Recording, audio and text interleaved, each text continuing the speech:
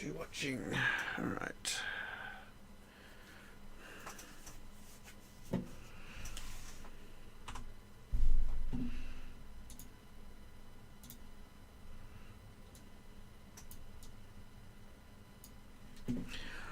Alrighty.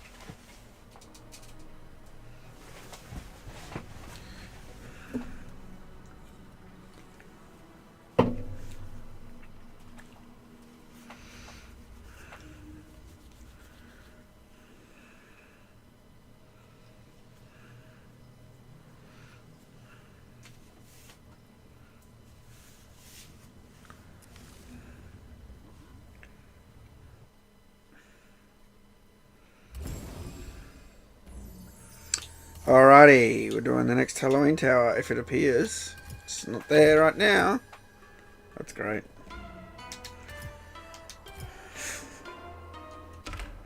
It's not there.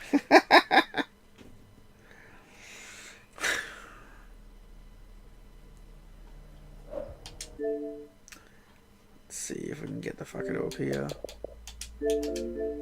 Oops, that's an accident. Cancel.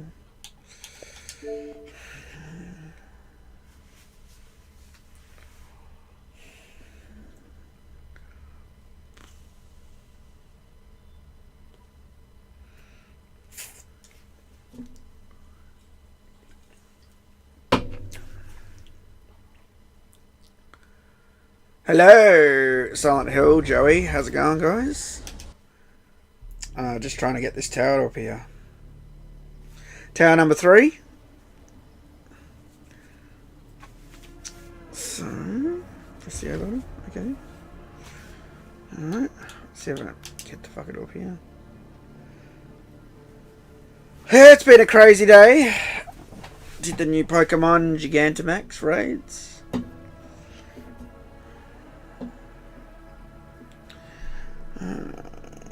The remake has sold really well because it's similar to the Ari remakes.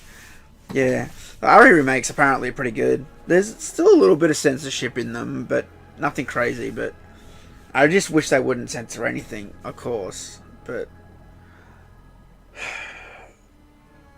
yeah, at least it was pretty low key. Like I know in RE3 they changed Jill's mini skirt to a skort, which is like a skirt but with shorts underneath, so you can't see up a skirt or something. I don't know, some girl thing. You know, so there they are. I always have to restart the friggin' game, even though it checks. The first thing it says when I go into this game is like checking servers, checking for content, and then I go in there, not there. And then I quit the game, I go back in, and then suddenly it's there magically. So we did I do Trick or Treat? Was that the first one? What was Trick or Treat?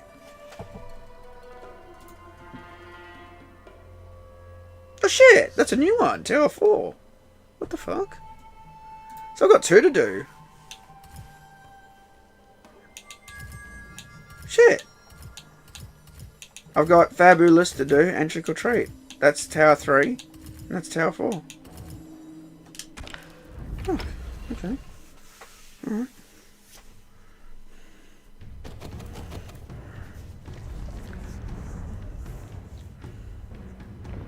I don't know when the other one came out. That's weird. I thought they were every 2 days. Sonic Generations Remastered and Shadow Generations. Is it really? I've got Sonic Generations, I think. I think that's Sonic Generations. Man, I went through hell to get that. I went through so much hell to get this. Yeah, Sonic Generations, yeah.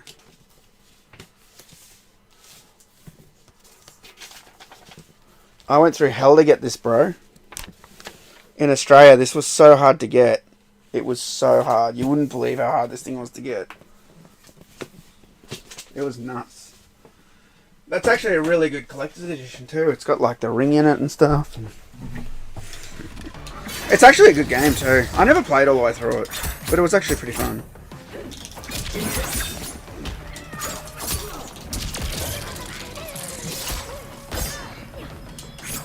What the fuck? Why is she floating? Oh, hang on. I'm the wrong character. I'm thinking. I'll see you as that tower in a second. Can I on all platforms? Well, now I feel old because I bought Sonic Generations when it was new, and now it's been remastered.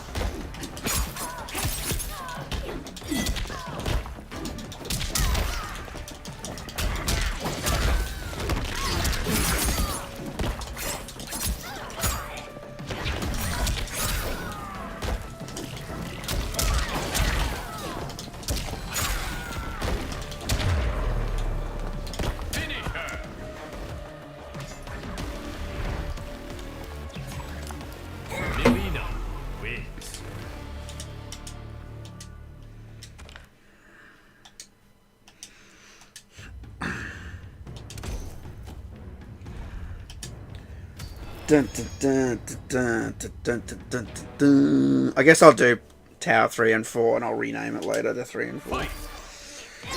So anyone who watches it later will know what the fuck's going on. Feels good to beat the shit out of something. Some people just have it coming, I'll tell you what.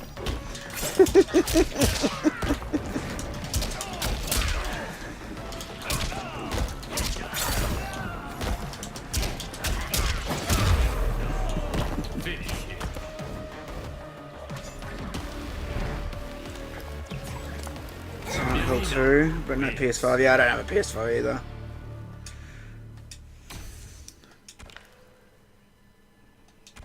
I never got into Silent Hill, and I never got into Devil May Cry, and I never got into what's the other game everyone always goes on about?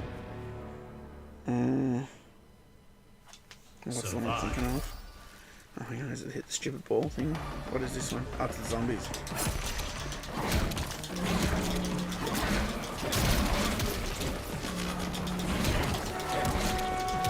What the fuck? There's a car? What the fuck?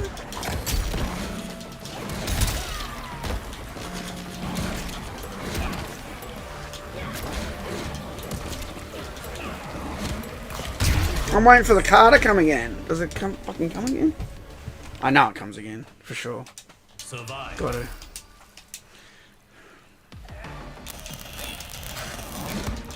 What? That's bullshit.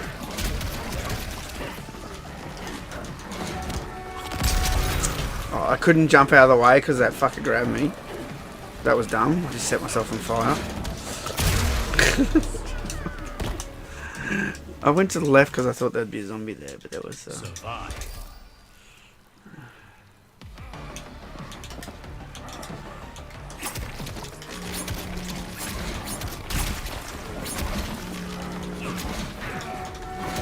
Oh, I get stuck every time that fucker comes.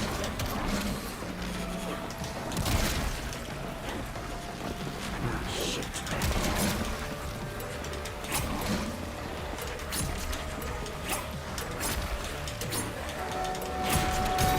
Yes. Finally, I dodged one. I knew it was going to come again.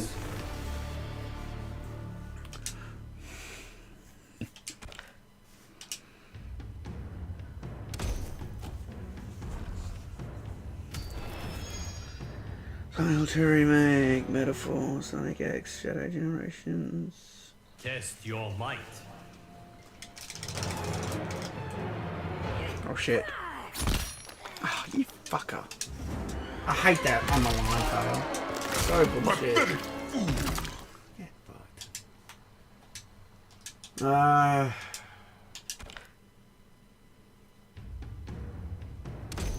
Call of Duty Black Ops 6. Yeah, I drove under a billboard that said Call of Duty Black Ops 6, and I went, what the fuck, are they up to 6? Now I know what it's like for people who are not Mortal Kombat fans. What, they're up to 11, 12? Now I understand. Because I don't play Call of Duty. But I don't even remember there being a 5 or a 4. I don't even remember hearing about that or anything. Crazy. Just the voice of Shadow? Really? Doesn't seem like his sort of thing. I never liked Shadow. Look, I gotta be honest. I never liked Shadow the Hedgehog. We used to make fun of it. In fact, I could probably find it. I probably got it over there. I should go grab it. I've got the demo disc, and it's got him with a fucking gun or something on the cover. And I'm just like, we felt okay. So it's like this. We felt like, as Sega fans, me and my old boss, we were working in a retro store at the time that the Shadow, came out. We were both like, what the fuck? Why does Shadow have all attitude, like all mad, and he's got a gun, and there's like a fiery explosion behind it? I'm like, that's PlayStation. Yeah, I mean, we both said it. That's a PlayStation thing. Like, it looked like Grand Theft Auto or something. I'm like, what the fuck are they doing? Like, he doesn't have a gun. The only person who would have a gun in the Sonic games would have been Robotnik. Because he's a psychopath. He's turning animals into robots and shit. Shadow Generations game is the highlight of the Sonic package. Of this Sonic package? Really? Is it an old game? Did it get remastered, or is that a new game? Shadow Generations.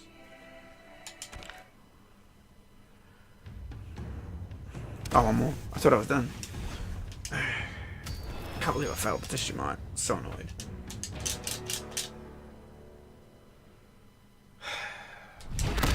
You're my twin? No, I'm your clone.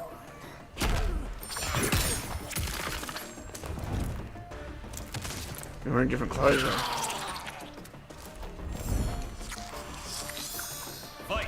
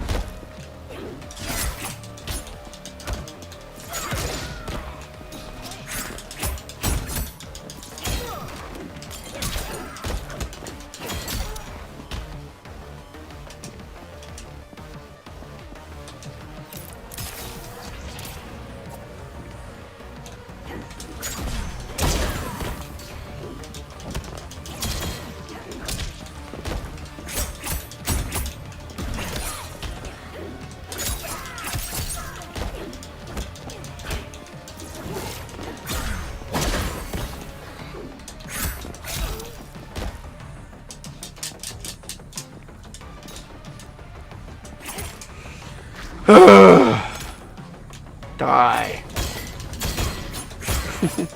Thank you. Was it good for you? Brutality. It was actually. It It was very good for me. There's the skin. We did it. We did it, team. Alright, there's the palette. We're done. Just like that.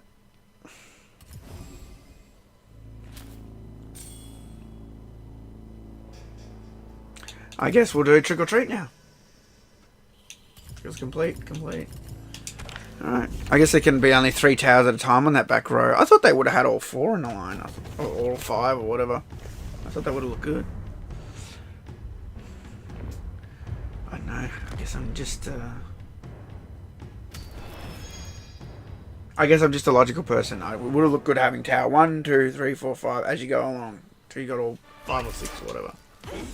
But no. We have to make them go away and all this weird shit.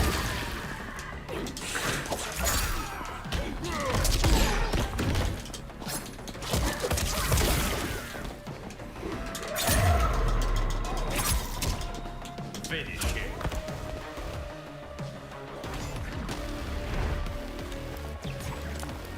Melina wins. I don't understand why they can't remaster MK games when almost every franchise is receiving this treatment.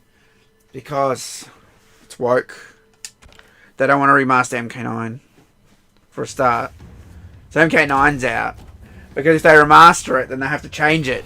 And then if they change it, people get pissed off, like me. Because if they remaster it, they're going to make all the boobs smaller. You know, they're going to cover up all the ladies. They're going to go crazy, dude. Because they already hate fucking MK9 for that shit. We love it, of course, for that stuff. Because it's fun. But they're all like, we're not like that anymore. That's what they're like, dude. And that's why they give MK9 no love. That's why they never mention it. That's why they keep it out of off websites. You know, that's why I do. And I've even seen. I was on I clicked on Maximilian. I clicked on one of his streams, and one of his friends mentioned MK9, and he immediately went, "The game doesn't exist anymore!" Like snapped at him. So even he's in on it about don't mention MK9, don't talk about MK9. Like it was so plainly obvious. Like I was just like, what the fuck? That's literally what he said. That game doesn't exist anymore. I'm like, yeah, it does. It's in my cupboard.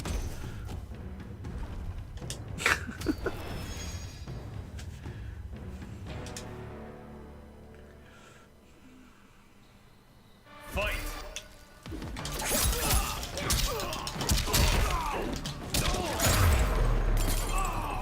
He's like Dev censored rogue tits and naked back inside.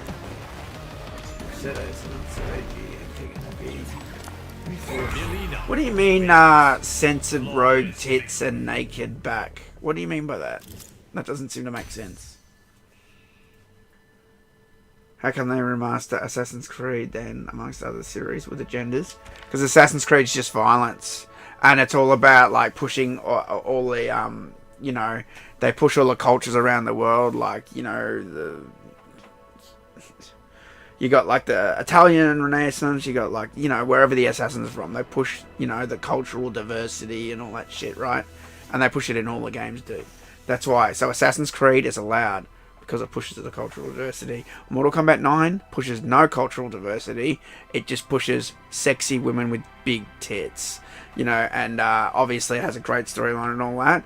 But they can't get back past the fact that that's the game they made. I swear. Like, I would love a dev to reply to me and go, that's not the case. Prove me wrong. I would love it. Because it should have been remastered by now. It makes no sense that it's not remastered. It makes no sense that it was deleted from being able to be played. Oh, another side of shit. Yeah, whoa, shit. I think, I was going to say, it's not going to keep dropping them on my head like the skull thing, is it? And it did exactly that. It did exactly that. That's bullshit, dude. Oh, I'm very resistant to this stuff, though. Luckily.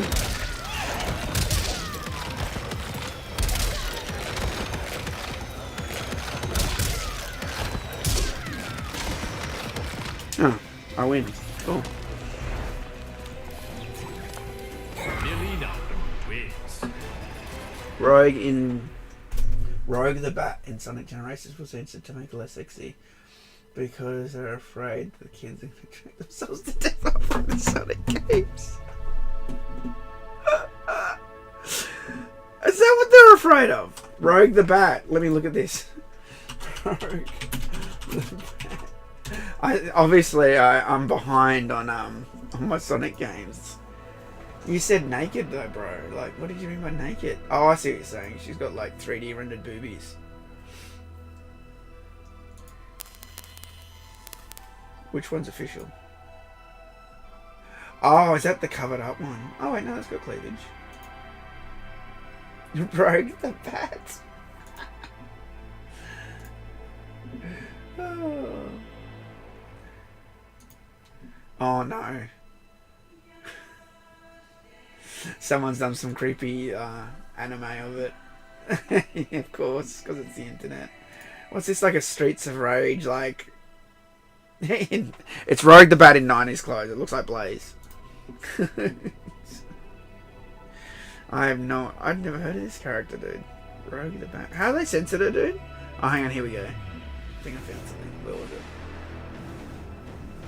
You said they covered her up. They put a logo over that. Oh, where's the covered up one? I want to see the covered up one.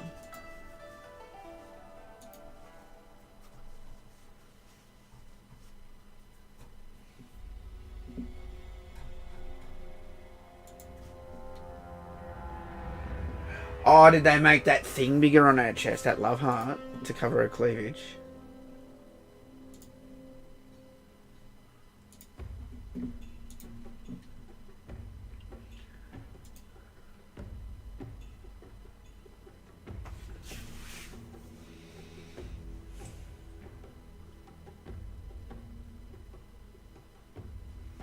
Of course, Silent Hill. That's what the new agenda is. And let me tell you, those shows are rigged, dude. They're rigged like you wouldn't believe. So I actually know someone, and someone in my family, one of his high school friends. This is a long time ago, when Big Brother was first coming to Australia. His dad was an electrician. He was working on the set, like wiring up the PowerPoints, and he heard them say who the winner would be before the show started on the first series. He overheard the two executives talking, and they're like, "It's going to be this person, blah blah blah blah blah." And then we knew, and we watched, and it was just that person. It was just rigged. They just picked the person they wanted to win, and just everyone else got evicted or whatever. So rigged.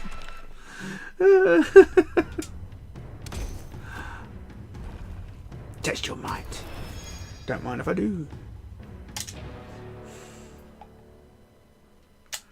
Test your might.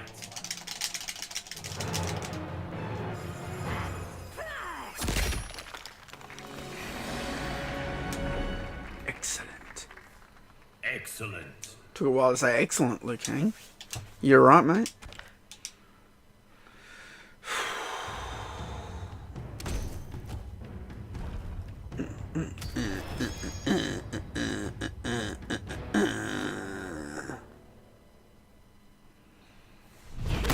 My mother would show mercy. I will not. So you aren't the weakling people think. Fight.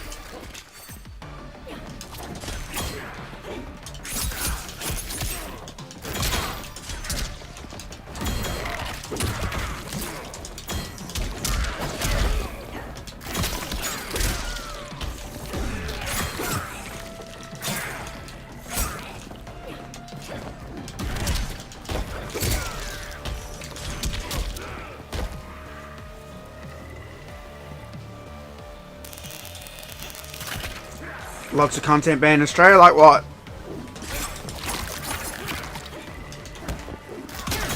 Because I can name a whole bunch of stuff that's banned in America. If you want. You guys are prudes, dude. You're prudes with anything like sexual or any nudity or sex. There's so many things that have been censored that I've gotten from America. Like, what the fuck? They censored that? Like, I remember my friend bought the uncut version of American Psycho, because I love American Psycho, and he liked it too, and he imported it and goes, "Yeah, I got it," you know, and we were watching it, and you know the scene where he's got the two hookers. The line is, he treats one of the hookers sort of, you know, like shit because he asked for a blonde, and then this brunette shows up or whatever.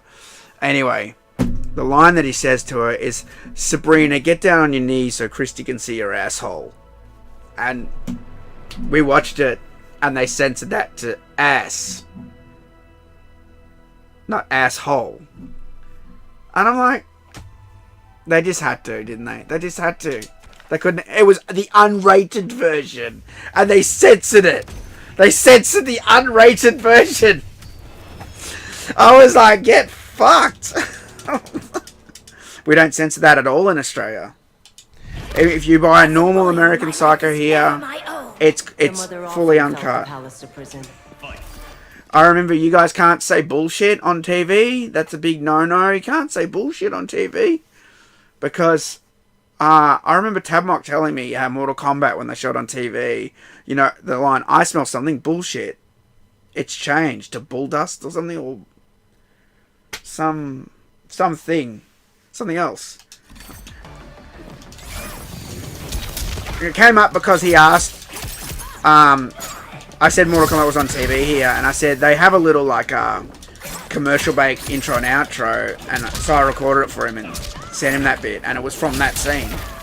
And he goes, "Oh, you guys swear on TV?" I'm like, "Yeah." You know? I was like, "Oh, you can't do that here." I'm like, "What?"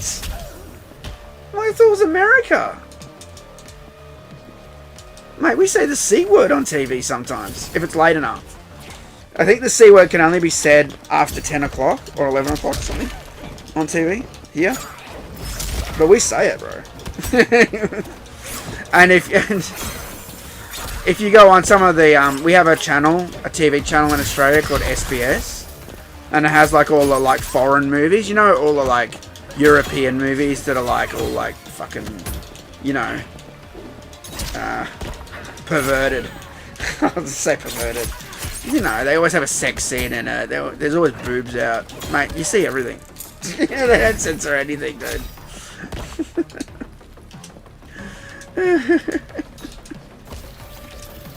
I just get tired, like, I get tired, and I'm not shitting on you.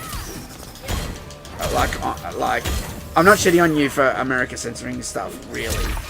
What I'm making a point. The point I'm making is, I get really annoyed of Americans coming up to me and going, Australia censors everything, when they literally have. I have so many examples. I just rattled off a whole bunch. The June TV show, apparently all the nudity was removed from that when they released it on DVD.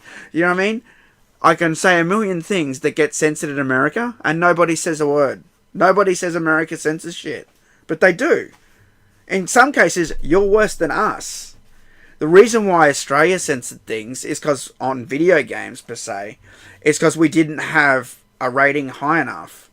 And I was one of the ones who first pushed for it. I can show you the letter that I sent to the Prime Minister in 2004, because I knew Mortal Kombat was going to end up where we are right now, like this.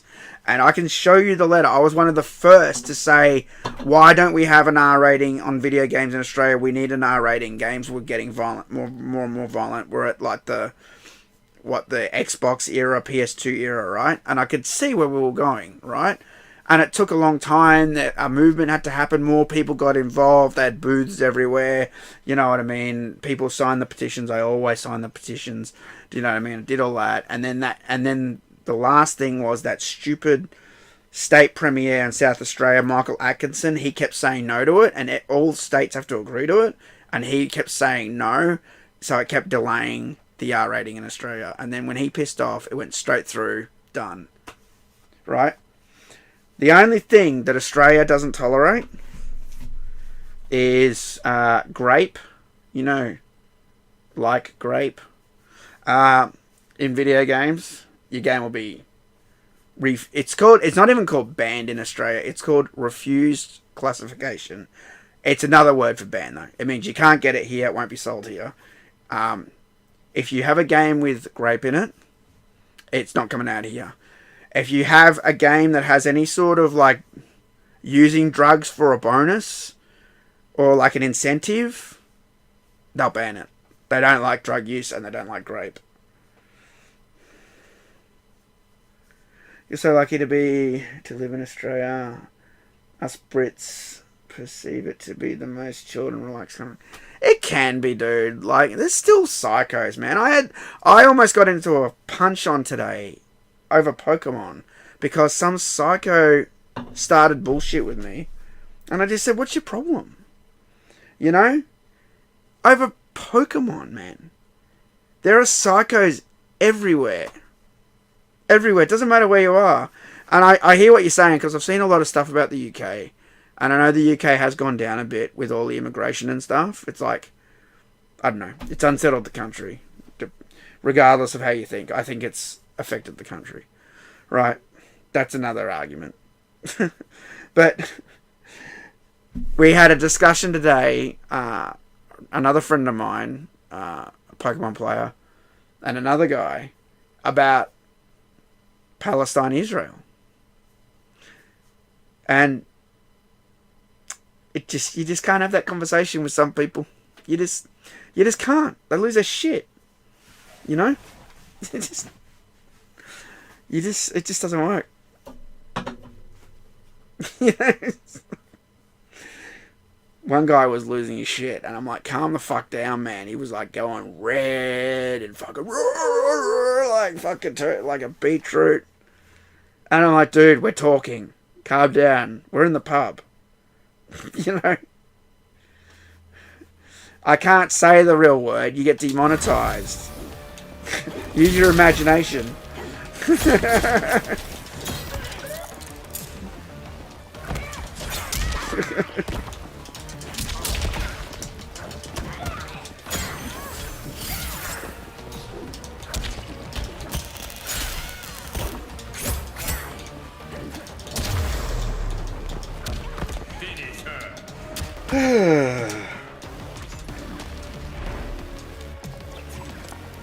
Melina wins.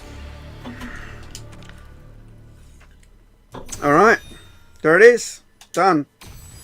And done. We're done.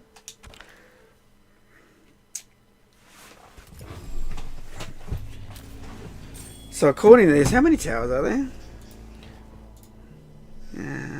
I closed it. Hang on, where is it? Yeah. Tower 1 was Happy Halloween. Tower 2 was Blood and Guts. Tower 3 was Fab-Boo-Less, which I just did. Tower 4 was Trick or Treat, which again is the one I just did. There's one more. The Devil's Night. That's the next tower. Alright. And then we don't know what happens after that. And if it's so hard to make 3 types of ratings,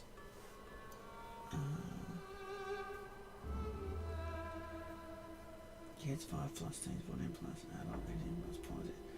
So it seemed hard for them because they've been changing.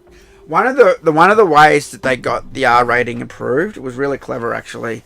So we were all saying we want an R rating in Australia, and then they basically said, oh, everyone has to agree, all that crap, the usual crap. But then one guy said, by not having an R rating in Australia, we're forcing games that should be R rated for 18 and over. We're forcing those games to be rated for people 15 and over. Because we had the 15 rating. And that made them look at it in a different light. Do you know what I mean? So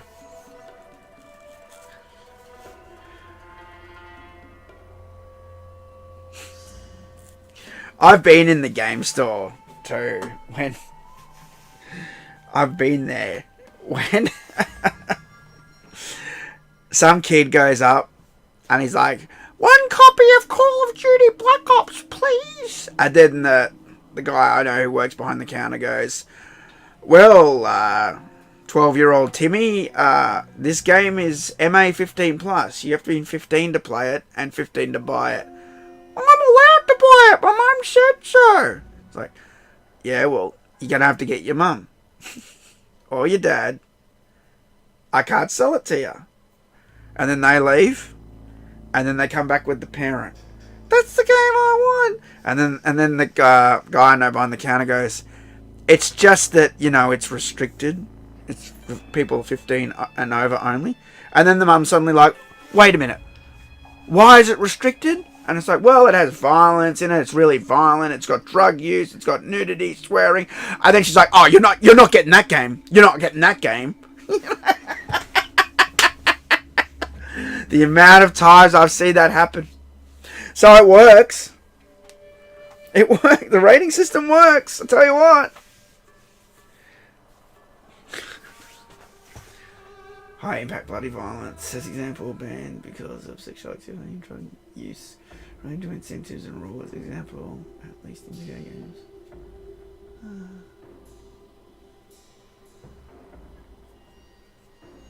What are you talking about, dude? Banned because of high impact. Who are you talking to?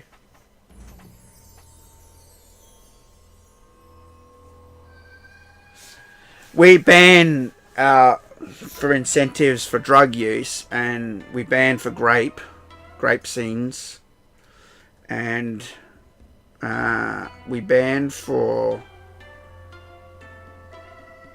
Do we have sex in video games? We've had sex in video games.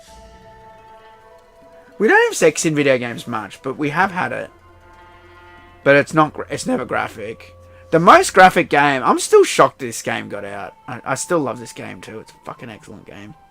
I think I want to stream that one day because I really, really, really love that game, and I've never finished it. And it's LA Noire, and LA Noire is pretty full on. I reckon that's one of the most full on video games you can play because it deals with some really real like old school crime, like murders of women and stuff, and you have this whole part in the game where you have to investigate, and the woman's like naked, like fully naked, and you gotta like lift up her arm and look for clues and everything, and do you know what I mean? And I'm just like, fuck, and her head's been like beaten in. I remember playing that. I'm like, fuck, this game is excellent. This is like some artworks masterpiece sort of level storytelling, right? It's full on. I always say some things have to be full on to tell a good story. And that game is one of them. But I've never finished it. It's really hard because you have to interrogate, and you guys have all seen the meme, the X'd out, you know. So yeah, you got to interrogate everyone. And it gets hard. At first you can sort of just wing your way through it, but then you get to a part in the game whereas if you get everything wrong, it's like, well, you failed. You didn't interrogate the witness properly. Game over. And you just got to start again, sort of thing. And that's where I got up to. Maybe I should write more notes. The problem is because like there's scenes where you're driving and you got to listen, and they're talking while you're driving, and you try not to hit everything, but like it's kind of clever because the guy's talking about the case, and you got to listen and drive and sort of pay attention to both, and it's hard to do.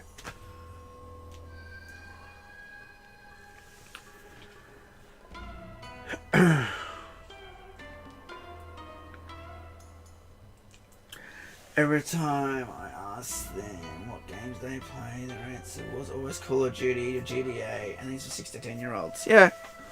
And I would sometimes get messages from people on my Xbox or PS2 saying I love your videos and blah blah blah, and I say thanks, you know, and then they would then say I don't know, me and my brother play. I don't know, they would say we're like 13 or something. I'm like, you shouldn't be playing Mortal Kombat. You're 13. Oh, it's fine. I'm allowed to, you know. See, I grew up. My parents didn't really. Whoops. My parents didn't really care when I grew up. I was allowed to play anything, but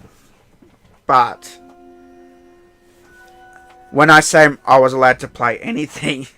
The video games I had and the video games you have were very different. I grew up with Commodore 64. And even though there were some bad games, there were some bad games on Atari. There were some very bad games on Atari. Apparently these were sold under the counter. I don't think this was a thing in Australia. I don't think we had some of those games. Some of those really bad games, yeah. I think you guys know where I'm going with this. The Atari game. You know? Custer. Yeah.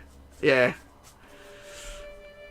That's a bad fucking game. I can't believe someone made that and thought we'll sell it.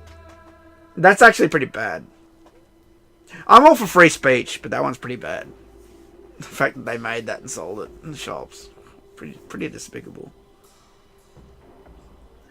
How violent Call of Duty is. Yeah.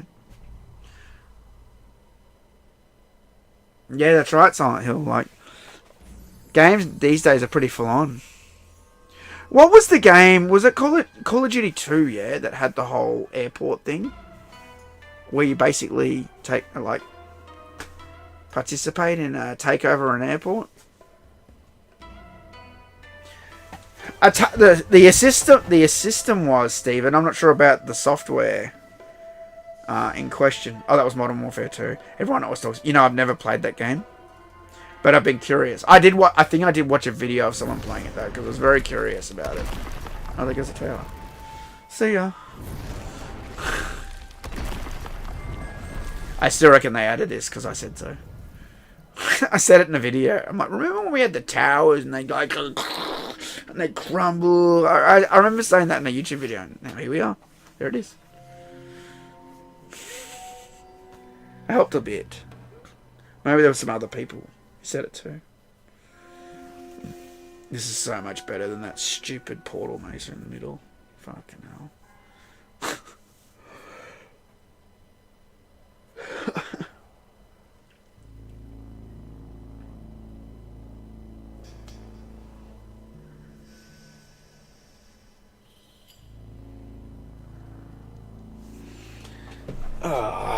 Should I do this tower again?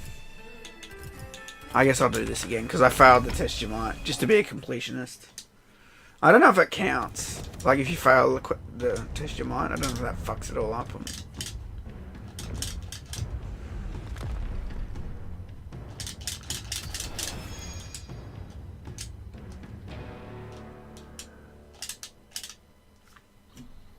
Fight. I wasn't ready.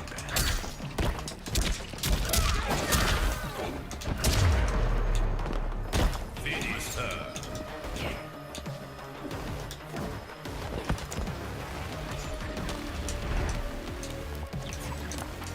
Melina wins.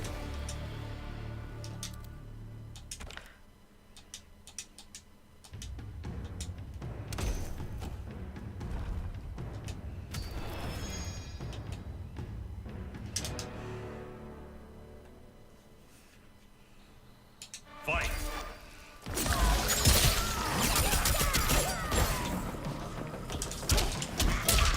Feel the pain.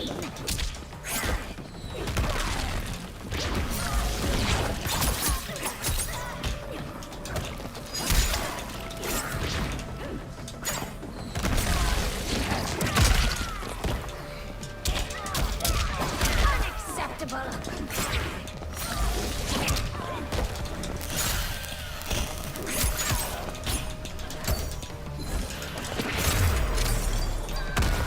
Finish her.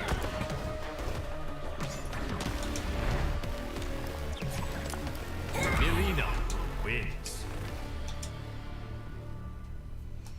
Do you receive more points for grinding towers? You get like crowns and stuff, and I think you get a little bit of seasonal currency.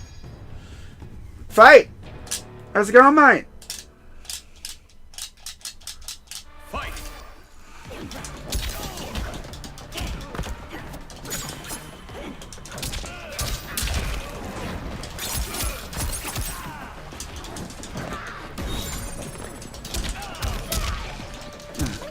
Oh, you didn't finish that combo. Bullshit. Finish him. What's good, Fate? Melina wins. What's good, bro?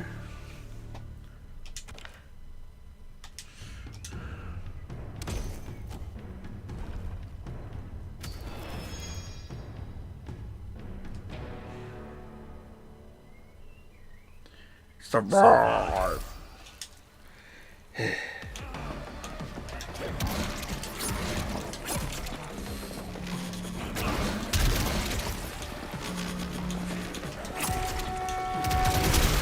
Still got me, bastard.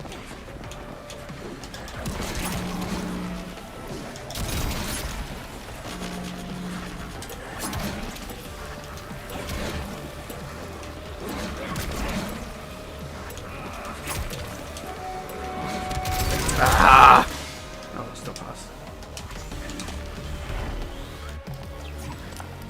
Melina wins. Nah, Fate agrees with me that Trilogy sucks. He said it in the video. I watched it. He was like, well, Total MK's right about playing the bosses. Hence, Trilogy sucks. Test your might. Okay, got it that time. Good. Thank God I don't have to do this shit again. Excellent. I don't lie, bro. You said in the video.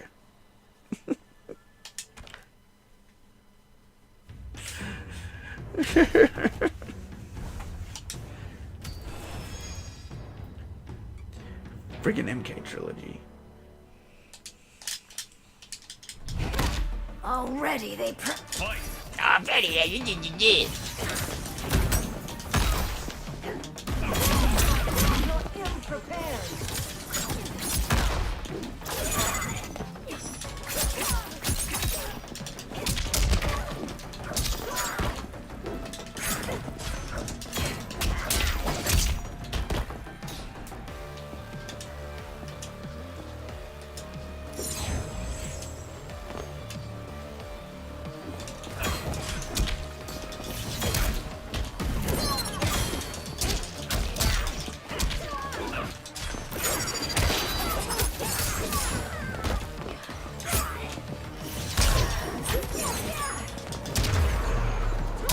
Finish her.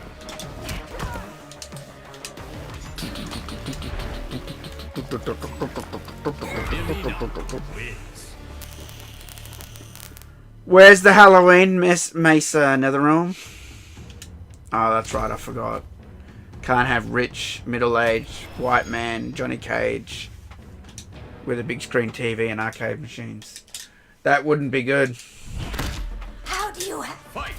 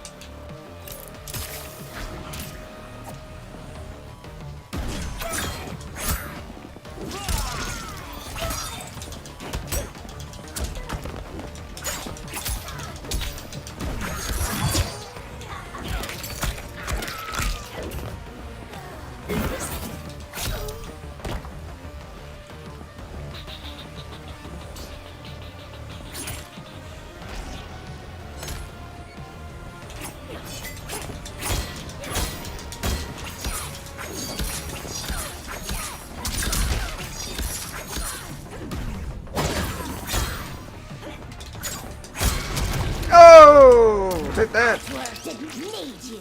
Brutality. Melina wins.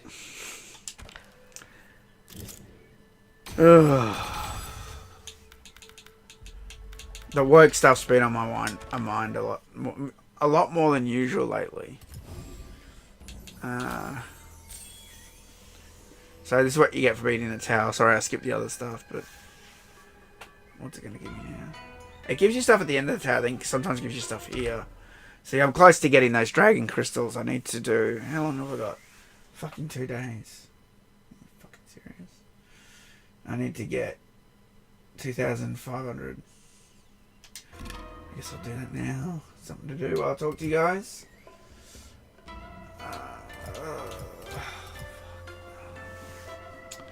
I guess I'll go Barakai. He seems to draw more blood. Baraka. I think it makes a difference. I don't know. I'm just going to use him. And I won't do a Halloween tower. I'll just do... I don't know. What's this one? Seasonal? That's Legacy. Maybe we'll do Legacy. I've got lots of Legacy currency now from doing other towers. I also followed Fate's advice. And yeah, now I sell all my items off if I'm near a shop. The stupid items. Here's your relics. Here's your scrolls. Fight. Oh, I think he's left the chat.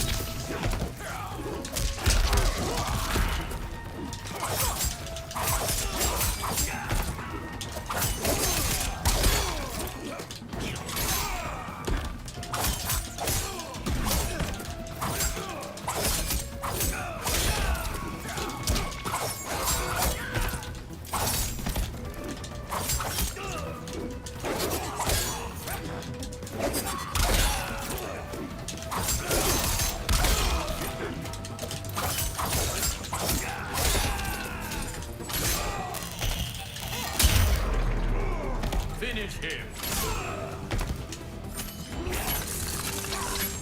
I don't think he's there anymore because Steam said he was playing a game, so I think Fate left. Who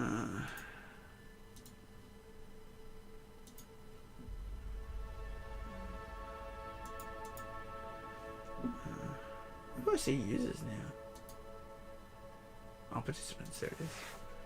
Oh no, it says he's still there. Maybe he's playing the game and still in chat.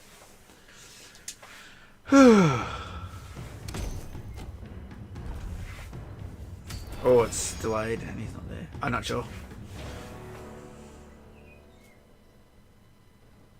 Fight. Oh, still here. Sorry, dude. I thought you left because I saw you. Steam said you were playing Grand Blue Fantasy versus Rising. I still don't know how you say that name all the time, bro. I'm like, could that name be any longer?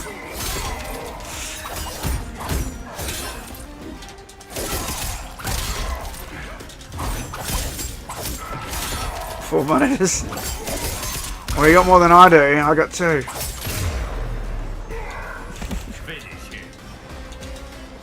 What happened? I didn't do it in Animality. What the fuck? Oh well. Whatever. Mate, I must have done the inputs. That's actually pretty good.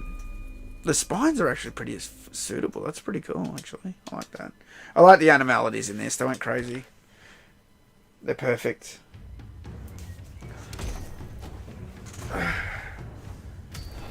DBZ fighting game? No. No, I shouldn't. It's awful. Did that X-Men vs Street Fighter come out yet in that collection? I'd stream that because I used to like that game. I'd like to own it because I don't own it at all. Last time I played it was on arcade. First attack. Optic blast. Optic blast. That's all I used to hear. So so I never played as Cyclops. When I played the game, like I said, I used to always play as Akuma and Dalsum, or Akuma and Chun-Li. I played Street Fighter characters. I never played X-Men characters. I didn't know anything about X-Men, but like I'd be doing my stuff in the arcade or handing out change, or I don't know, fixing the tickets on this thing that was stuck or whatever, or unjamming a game because some moron put a 50-cent piece in it, and all I'd hear is Optic Blast, Optic Blast, Optic Blast. Optic blast, optic blast, optic blast, optic blast, optic blast, optic blast. Everyone just used Cyclops. It was so annoying. Optic blast.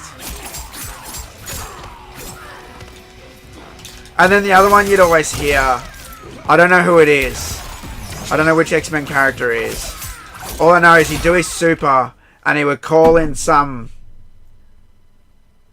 other character called Birdie. Birdie! And you'd hear, yes, boss! Or something. And then she'd fire some cannon or something.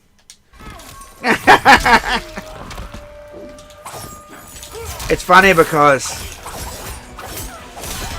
I had this discussion with another guy that worked in the arcade last time I saw him, which was a while ago now. But for us, because we were in the arcade all the time, giving out change, we knew all the attract modes. You know what I mean? We knew. So, when I was young, my memory was really good, and my memory's especially good for like music, like what something sounds like, or what something is, visual or sound. Do you know what I mean? My memory's not good for like text, names, things like that. But I can, if I concentrate hard enough, I can think of any arcade game and I can hear the attract mode. I can hear it. Oh yeah, Sabretooth. That's probably it. Yeah, we had one game. There were some games that were so annoying. Oh my god. We had this one called Coco the Clown, and it would go and play like this clown music, and then it'd be like, "G'day, g'day, come play Coco the Clown. Everyone's a winner." It sounded super Aussie, but it would just say that, and you'd hear it. every 10 minutes. Don't play Go Go the Clown. Everyone's a winner. And then the Daytonas.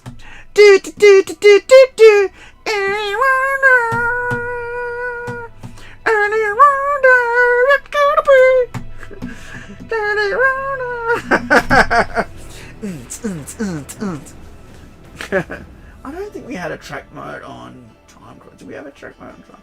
Oh no, we did. It always played the story cutscenes. Yeah. My name is Shirudo. I rule this nation now. So, you're the fool who's come to rescue Rachel.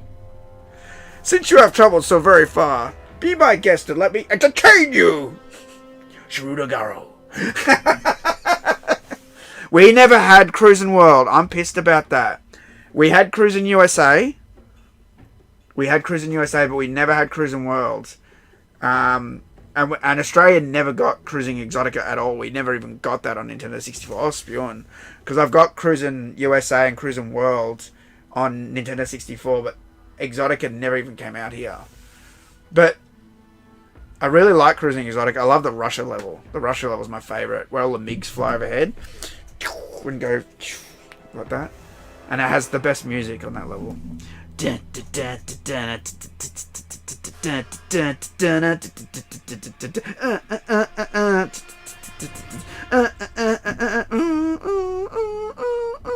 I think that's Vince Pontarelli. He loved the electric guitar, bro. He did the Mortal Kombats. He did Vince Pontarelli, man. All the tracks you listen to always have guitar and like heavy guitar, like Slaughterhouse.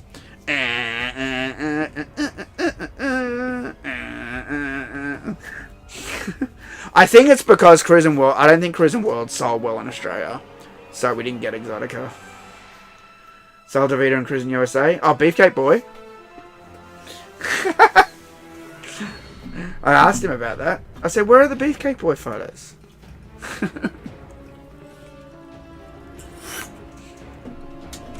Oh, yeah, just got to keep playing this tower, I guess. Beefcake Boy. Hilarious. It's funny because I'd play the games and I never wondered who those people were in Cruising USA. You just finished... I mean, I wondered who the girl with the massive tits was, of course. Who is she? You know, you come first and it's like, you did it. You know, and you get the bikini girl with the massive... You know? And then, there's all these, like, rando guys, like, at the finish line, just like... You know, and he's the guy with no shirt on. I never wondered who those rando guys were. It's funny though. That's Sector. That's Cyrax. That's Nightwolf. Now, it's funny now because I know who he is now.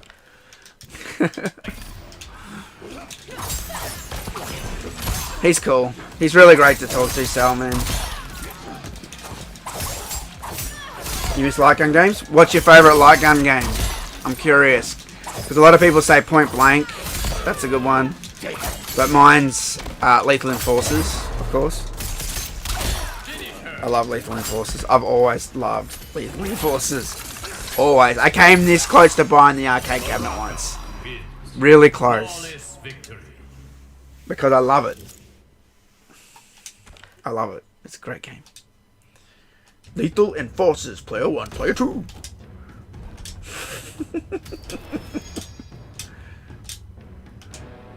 I love it when they say, "Oh, it's for men."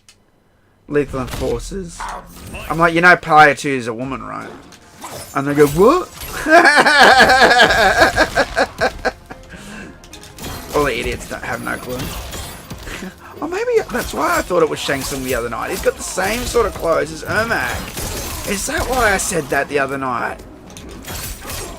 So I was streaming the other night, and I was watching it back. So I forget why, and I was literally in a challenge, and I was Ermac, but he was those colours. He was white and red like that, and I just kept calling him Shang Tsung, and the name even said Ermac.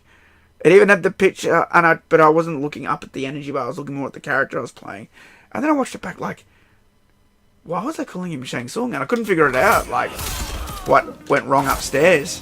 But there you go. It must have been subliminal because Those are the same colours. You know, it's... Well, actually, that's not even... Is actually... Oh, it is Shang Tsung. It sort of looks like Sub-Zero. It's weird, dude. This game's weird sometimes, I swear. I swear sometimes characters look like other characters. You know, sometimes they are mixed together, I know that. But I don't know. It's just like the old games are iconic, right? So, you know when you're Shang Tsung in the old game, you either look like Alice Cooper, or he's got like the, you know, the black pants. I don't even know what you call it, and the two yellow like bands going over the shoulders. I really like that. It's so iconic. It's so basic. And I feel like just sometimes some of these skins are so overly engineered that they all look the same. They've all got flowing like little like capes and cloths and belts and like Baraka. Look at this shit Baraka has. Like, see how he's got this like big like cloth now, like in between his legs and on his back. Like in MK2, it was like a metal. It looked metal. Like over the groin, like it was, and it was a short flap, a skinny sort of short flap, like over the privates. You know what I mean? And now it's like a long flowing like piece of fabric, and it's, oh, I did get another palette. Holy shit! Oh wait, oh, this was Legacy Tower. Oh, yeah, of course. Okay,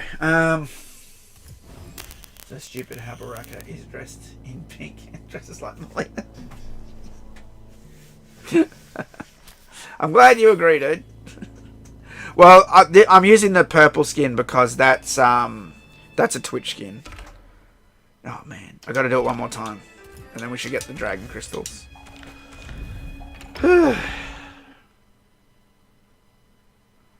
House of the Dead and Time Crisis 2. Ooh. You know, I never really finished Time Crisis 2, but I was a master of Time Crisis 1. Like, I love Time Crisis 1. House of the Dead was great. I think I beat it once. I played through it one time in the arcade when I was working there. It was right towards one of my last ever shifts, probably. I remember we got House of the Dead, and I was thinking about actually buying a cabinet because my boss said most arcades are pretty expensive, but he said House of the Dead cost him, what was it? It was something stupid cheap. It was like,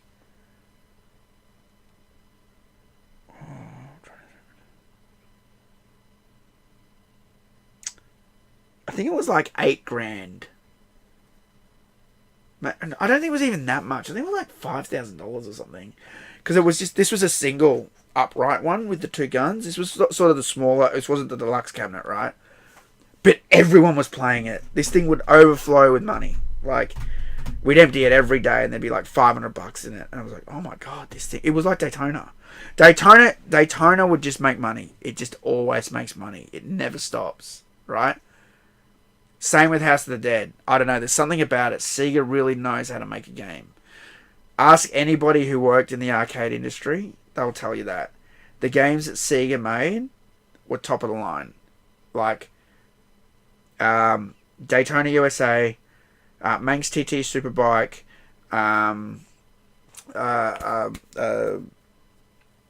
what's it called?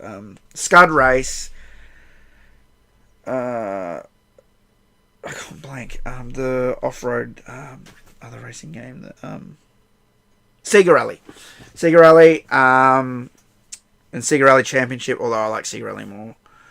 And then you had the House of the Deads. I'm trying to think what else we had that was Sega. But, like, their games were quality, man. They were quality. And they always had... People always replayed them. Always. All the time. Do you know what I mean? It's like... I don't know. They just knew how to make arcade games.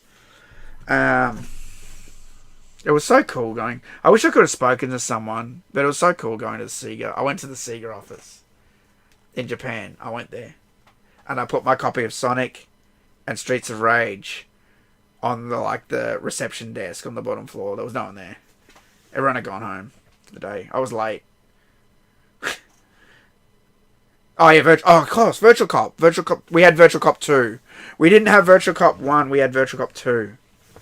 Oh mate, I'm very good at Virtual Cop 2 too. So when I was in my prime for Virtual Cop 2.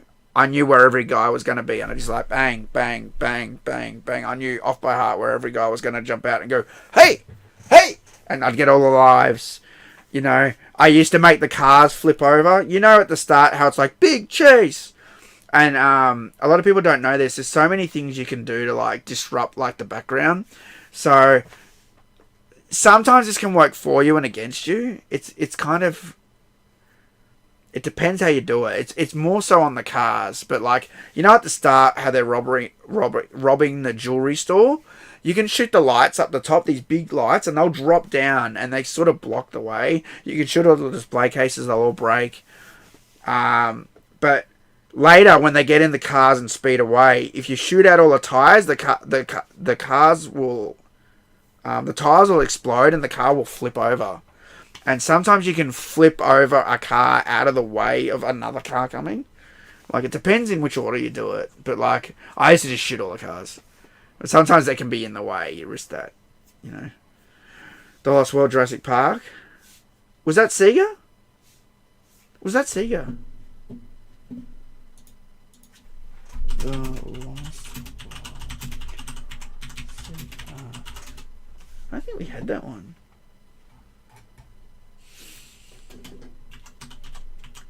Arcade. Oh, that one. Oh, yeah, I know that one. No, we didn't have that in our arcade. Oh, it was Sega. Shit. I forgot about that. Crazy. Yeah, I used to see that the deluxe one all the time, the little cabinet that you got into. I don't think it made a lot of money. People love Jurassic Park, though. Jurassic Park's kind of like Jurassic Park's kind of like a hit and miss franchise. It should be a huge money maker, right? No, oh, you just reminded me of another awesome Sega game. And I was really spewing. He had it at Galloping Ghost, but it didn't work. Afterburner. I used to, man, as a kid, I never gave a shit about planes or cars or trains or... I used to play a bit of Virtual Racer and stuff. I never gave a shit. But you'd watch people play Afterburner, and it was exciting as fuck. The thing would move around. You're in this jet, like, you know, and the graphics were like, it was like fast. It was like excellent gameplay, explosions everywhere. I used to play that all the time, and I really, really wanted to play it. I haven't played it since 1994 or 3, I reckon. I have not played and sat in the thing and it moves around. I'd love to play it again. Anyway, Doc Mac had it at Galloping Ghost, but it didn't move, and it put me off. I was like, oh, I don't want to play it unless it moves around. He had the whole thing too. It just didn't work. He had the whole thing though. I think I took a photo in it. Actually, I think I took a photo in it. Let me see. Yeah, because I made what's his name take it for me. I think I made it was a video. Oh, I did the quote from Terminator 2. That's it. Yo, man, there's this cop scoping for you. Check it out. Let me see if I can find it. I got Theo to film it. Sorry. I do dumb shit like that.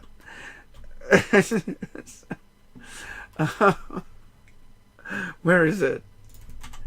Yeah, I got MK Dan to film it for me. I got MK Dan, can you film me doing this stupid quote? Let me find it. Hang on. I'll show you guys. I think I've got to find it now.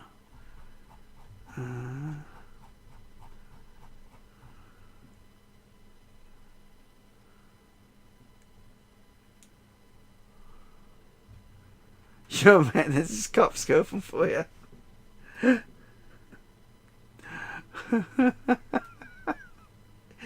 Yeah. I haven't thought about that till now. Yo, man, this is cop scoping for you. I don't know why I find that so funny, but I do. Is that it?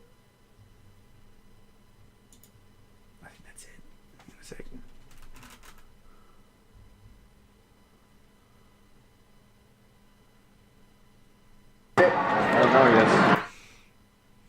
I'm just going to turn the sound down, because I don't remember what the hell I say here.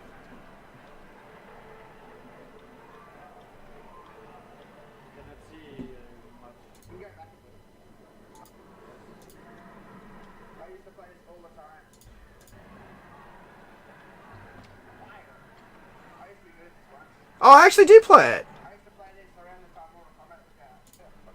Okay. I don't even fucking remember.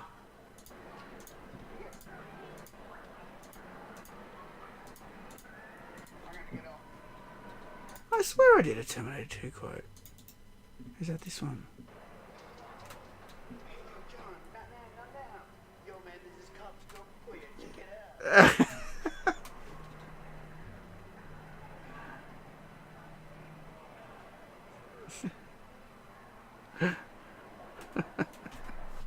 Okay, I found it. You guys want to see it? I think I filmed it myself. Hey, yo, John, not now. Okay, hang on a sec, hang on.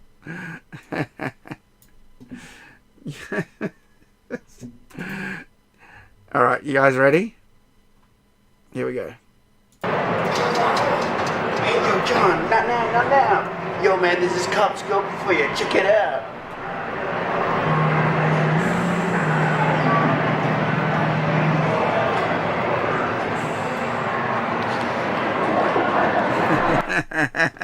That's it. There you go. Afterburner. Great game.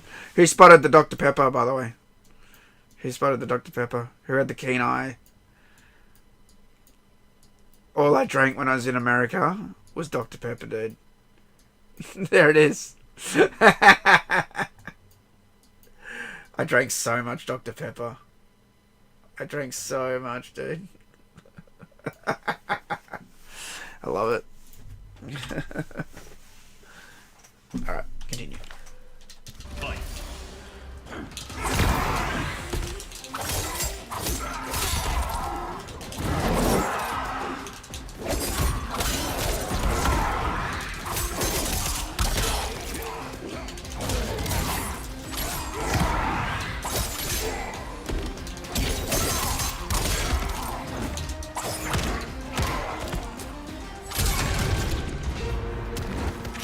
Super Hang On by Sega. And the full size motorcycle arcade thing, yeah. Baraka wins. Oh, actually, was that a Sega game? The wrestling, the fighting champ or something. What was it called? Fighting champ.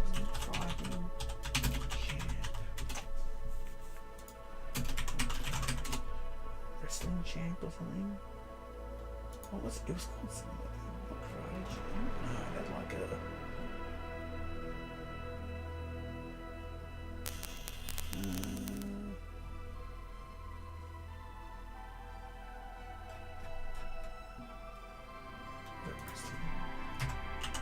It's like an arm wrestling. Arm wrestling game or something. Is that it? Arm Champ Wrestling. That's it. Was that Sega? Arm Champs. Oh, it was called Arm Champs. No, it was Jellico. Damn. I swear that was Sega.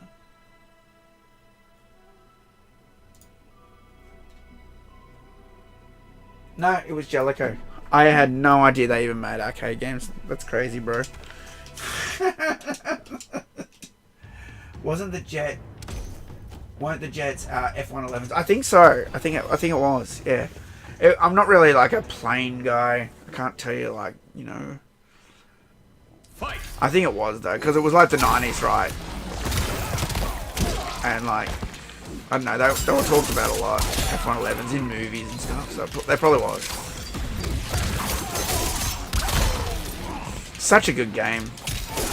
I just feel like there's some games that you can never experience the way you could in arcade. There's none. I really wish, sometimes I buy a lottery ticket, right? I so wish I could win. Because I'd start an arcade. I'm telling you guys, I'd start an arcade. Finish him. Because I hate what I see now. There's some arcades around, and when you go into them, it's like, I love flashing lights and sound. Don't get me wrong, but you go in now and everything's RGB, everything. So like the thing you have to touch your card on now to play. That thing's like got RGB lights doing this around it, and I'm like, ugh. You know, and then like you look at this game and it's got it too, and every single game's got that little RGB reader, and it's got independent screens to tell you your credit and like how many credits you got and all this shit. You know, and then on top of that, there's all these new ticket games, and like arcades now are mostly ticket games, and you still got like Daytona will be in there, and like what's that game that I always see Asian guys on? Midnight Club. They love Midnight Club. It has like all the cards and everything, you know, and I don't know, everything's just RGB and flashing lights now, and they just went nuts. I feel like they went crazy because I used to like I loved arcades. I loved all the sound. I really liked in that panel with Ed Boon and John Tobias and Sal DeVita when Sal brought up walking into an arcade and hearing the uppercut sound. That is 100% true. That is so true. Because you would walk into an arcade and hear, whoosh, oh, excellent. You'd hear it. Before you even saw the game. You know?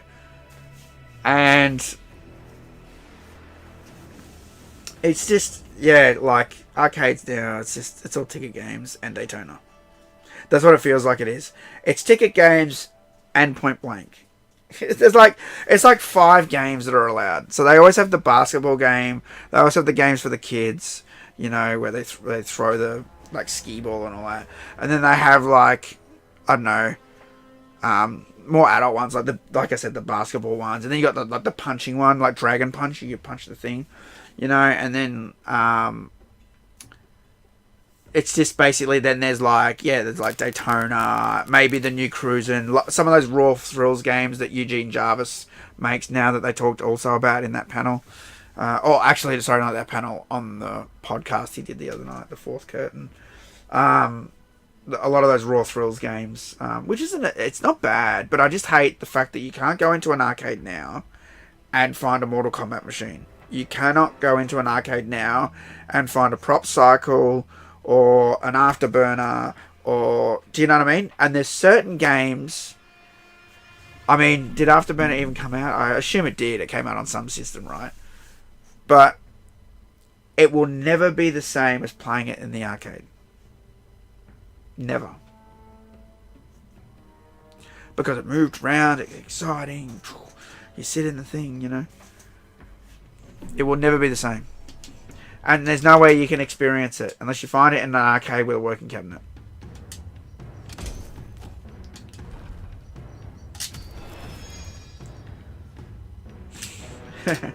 So we had 2 Daytona USA twins. So we had 4. And so some of the things I specifically remember about Daytona USA, the boss always told me, we had all our machines. We had like 4 Daytonas at the front facing outwards of the shop. And then behind them, we had like a U of cabinets that went around like that. So you could go in the middle of like a space, and that was just where all the cords were. And he specifically told me, don't ever let anyone go behind Daytona USA. He goes, because there was an optical link, an optical cable. You know, people have optical cables and everything now, like Blu-ray players and, amplifiers and everything, right? So the arcades were using an optical cable as the link. It wasn't an Ethernet cable. It was optical. And he told me those cables were worth $800 each. And if someone steps on it, it's fucked. Because it's glass, right? You step on an optical cable hard enough, the glass inside breaks. And that's all she wrote. You know, so...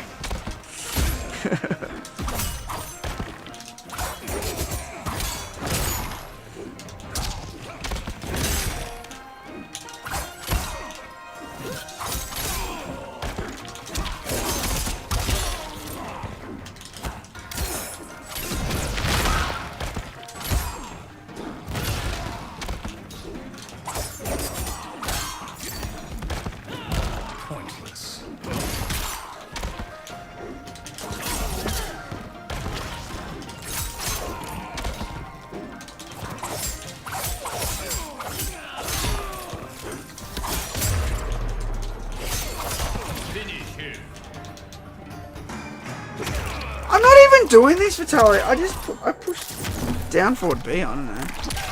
Did I do a?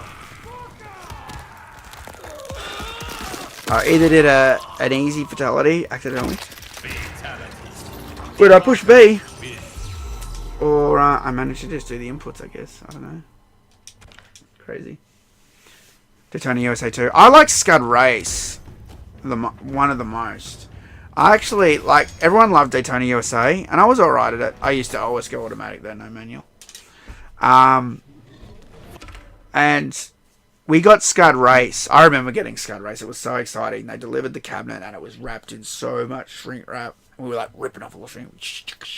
You know, we had the sign separately that goes on top that said Scud Race. That was separate. So we had to rip it all off. Then we wired it all up, screwed it all in, you know. Anyway, Scud Race was boss. It was brand new. He bought that brand new. You know, and he told me they were like 10 grand, I think it was. I think it was 10 grand new. No, it was probably more than that. I'm off on the prices. It's been a while. But he bought it totally brand new. And it was so cool. I played so much Scud Race. I loved it. I loved the night levels and that. I loved... It had this weird pedal. And at first I was... You know, because a lot of the guys I worked with were all car nerds. So they were like, oh, it's pressure sensitive. And at the time I was like, what the fuck are you talking about? Like, I didn't know what they meant in terms of, like, a car pedal. But yeah, it had this special pedal. The harder you pushed on the pedal, the faster you'd go. Or it might have been the brake, actually. The harder you'd brake. So the pedal didn't push in. It moved like a little bit, I think. It had a little bit of spring. But like the harder you pushed on the pedal, the better it would work, you know? So... my favourite... My absolute favourite racing game is not a Sega game. I'll tell you after this. Hang on.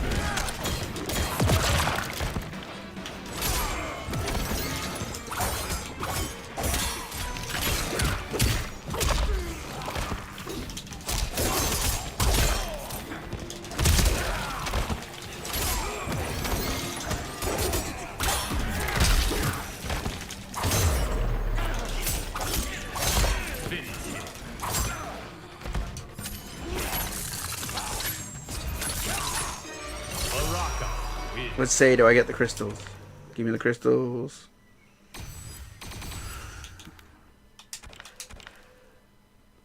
Give me the crystals.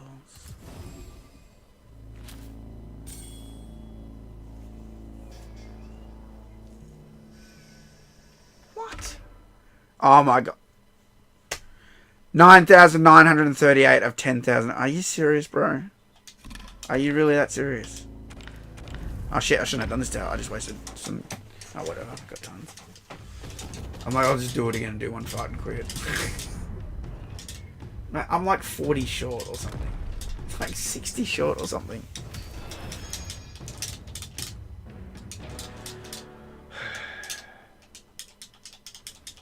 Fight!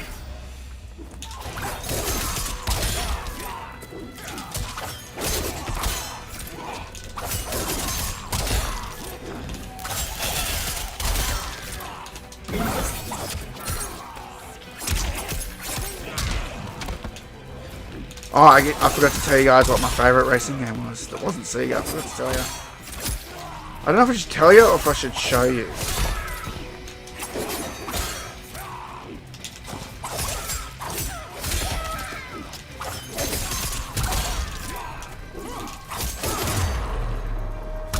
Finish her.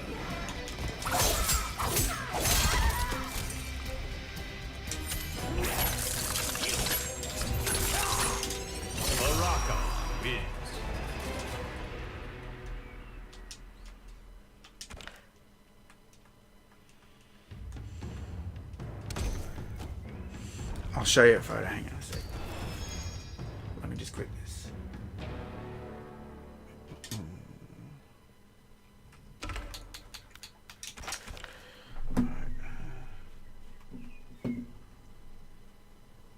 Did it give me my reward?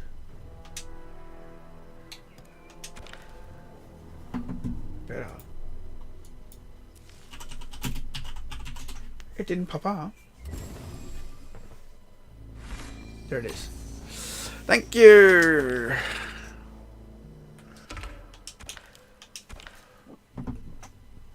Alright, I'm going to find a photo of it. My absolute favourite racing game.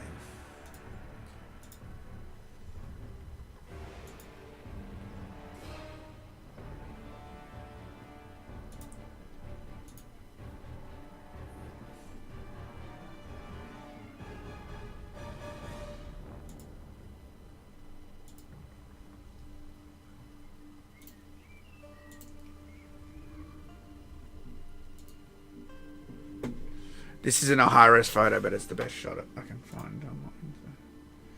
Alright, you ready?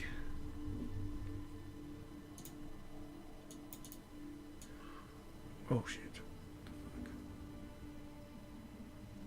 Yeah, great. That was it. This is it. GTI Club. With the handbrake turn. I loved this game. I loved it. And your race minis. It was so fun, dude.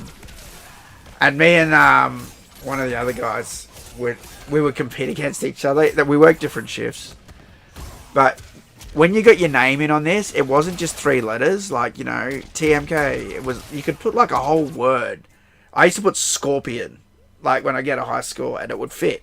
You could put I don't know, you could put like 22 letters or something. Or something crazy. Yeah, this game was so good, man. It was really, really fun. That was a good game. Konami. That was a Konami game. Da, da, da, da, da, da, da, da, da, da. Remember I said I know all the track musics? That's the GTI Club one. Oh yeah, it did come out on home system. It came out on PSP. Oh no, they released heaps of versions. Oh shit, it came out on Wii. Shit, I didn't know that. I thought it would have bought that. Maybe it didn't come out in Australia. What a great game that was. Da, da, da. Like French or something.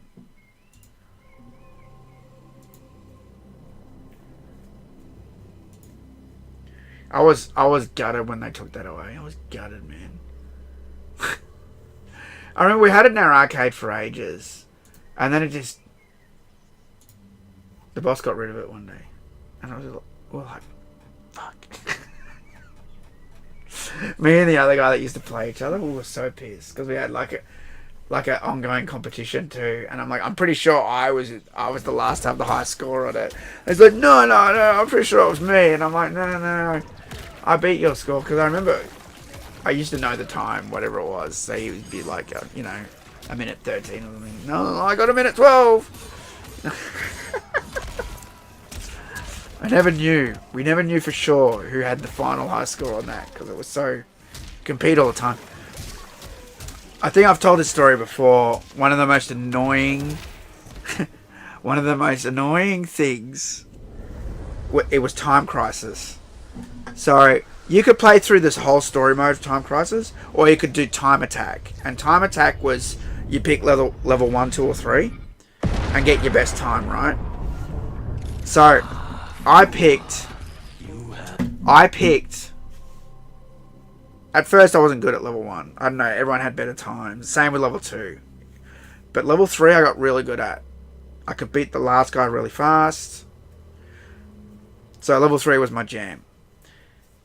I'd play, I had the high score for ages. And then one day, some guy, he took me down. I see these 3 letters. I forget what they were. And then so I'm like, I'm not having that. So then I beat it. Then I come into my next shift and it's gone again. And I'm like, same guy. I'm like, fuck. And so I was challenging some guy that I'd never met constantly. Because he would constantly smash my record. Then I'd smash his. Then he'd smash mine. Then I'd smash his. And I think the last time I saw that guy and his score, he had beaten me by 0.3 milliseconds. 0.3! And I just couldn't beat. I just could not beat it. 0.3! How did Midway go bankrupt? Oh, I'll tell you how they went bankrupt. They were making a game called This Is Vegas. It was supposed to be like Grand Theft Auto in Las Vegas. And they poured millions of dollars into this game. It fucked the whole company. They put so much money in this game. This is Vegas. This is Vegas. That's what did it, dude. This is Vegas. I killed Midway. I think I heard they put something like 500 million in it or something. Something ridiculous. It wasn't even that good. I actually played it. I played it one time. Once. Because when I was there for MKDCU, I spoke to the guy. I've got his business card here, actually. I can show you now because Midway's gone. I can't show you another one.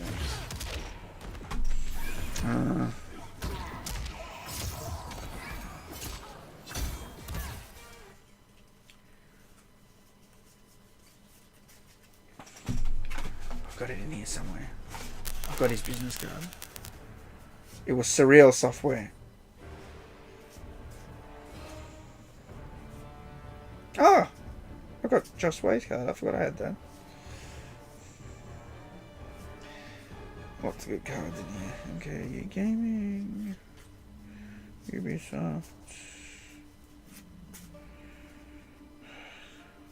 What are my cards? Salvage that.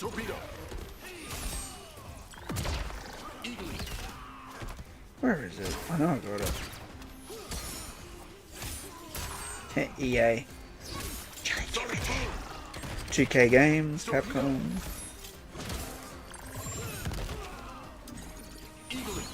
Eagerly.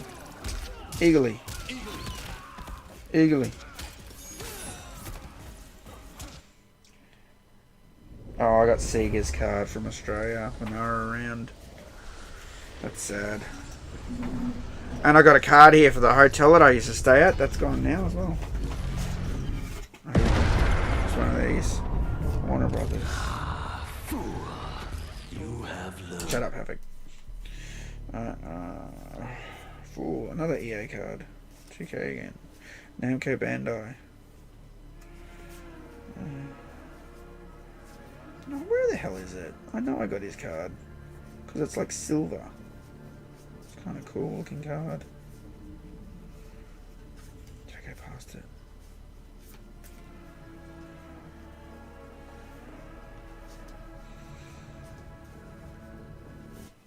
Surreal Software.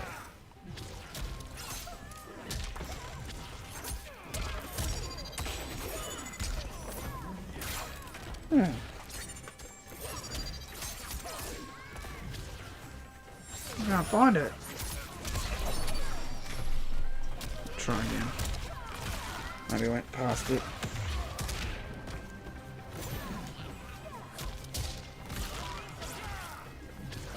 Two K cards are nice. Silver.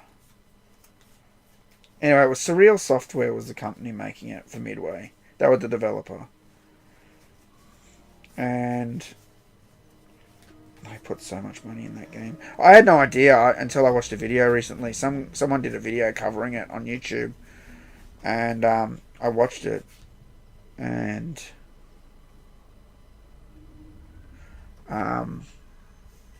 yeah. I was shocked when they said how much money they put in. I'm like, Midway didn't have that sort of money? What the fuck, dude? No wonder they went bankrupt. I was really sad when I heard that. Because that wasn't even one of their main IPs. And they were like pouring all this money into this bullshit game. You know. That they were taking a risk on it. You know. Oh shit, I got Daniel Brazilian's business card. That's fucking cool. I forgot I had that. That's wicked. The Chicago peeps. I think the Chicago guys like me. I think. Maybe not now. I probably think I've gone a bit crazy these days. All this woke crap. A lot of them are from Chicago, so they're lefties. I get it. But like, you know, some aren't. It's not here. I don't know where I've put it. No, I wanted to show you guys. It's a card that says Surreal Software on it, and it says it in like, even the card looked expensive, dude. Like, anyway, yeah, they wasted all their money on that, and that's what killed Midway. That was it.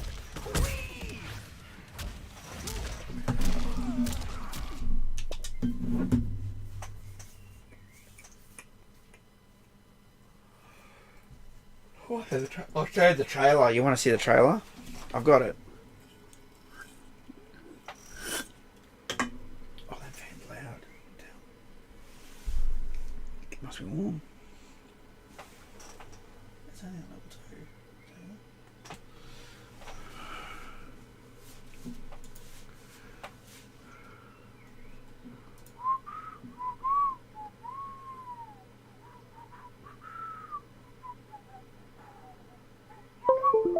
Okay, there it goes. Yeah, they blew their money on one game, dude. It's crazy. Let's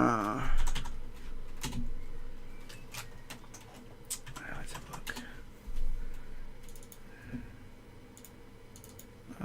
I'll show you screenshots and stuff first. So when I was there, it was just a logo.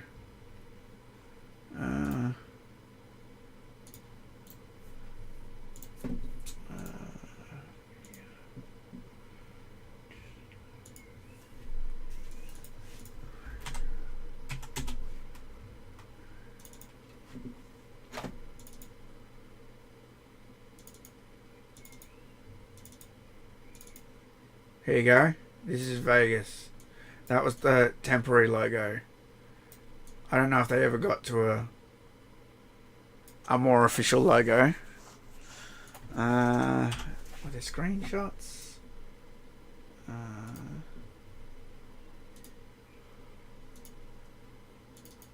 Box art, temp, press materials. Oh, there's 3 screenshots. Here you go. Look how bad this shit looked, dude. Fucking hell. I just can't believe how much money they spent on this crap. It was all about, you know, getting drunk, and it was supposed to be like Grand Theft Auto, like I said, Grand Theft Auto but Vegas, and you could get drunk and, I don't know, maybe you could fuck the girls or something, I don't know. But, I don't think it even, like I said, they had a playable demo, because like I said, I played it. And it was like, it wasn't that great. It was like, you know, I don't know how much further they got after that. And this is the last screenshot. So there were this was 2008. This was when Mortal Kombat vs. DC came out. You know. And now I'll show you the trailer now. All right. If it's on here, I think there's a trailer. Video. Yeah, there's a trailer. Cool. Alright. 720p, please.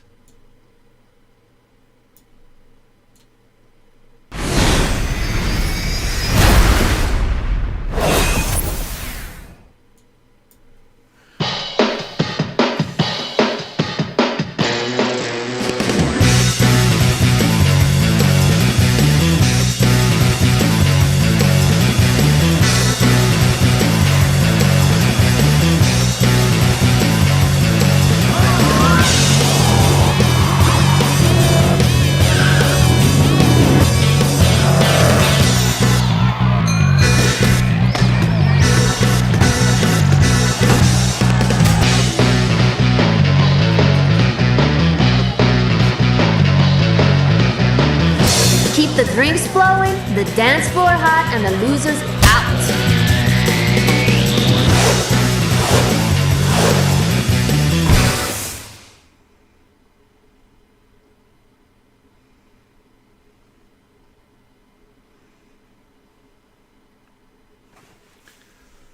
Coming 2009. It never came. That killed Mortal Kombat, that game.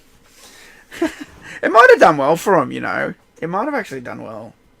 People like stupid games, I swear to God. Like Grand Theft Auto, right? It's actually not a stupid game. It's a good game. But the way people play it, they play it like morons. I swear. They're like, I put the game in, and then I brained everyone, and then the cops came, and then I brained the cops, and then I got arrested. You know, I love Grand Theft Auto, you know. I reckon half the Grand Theft Auto players play the game that way. They just run around and do dumb shit, and drive the car, and run over people, and whereas the other half actually do the missions and go through the game, right?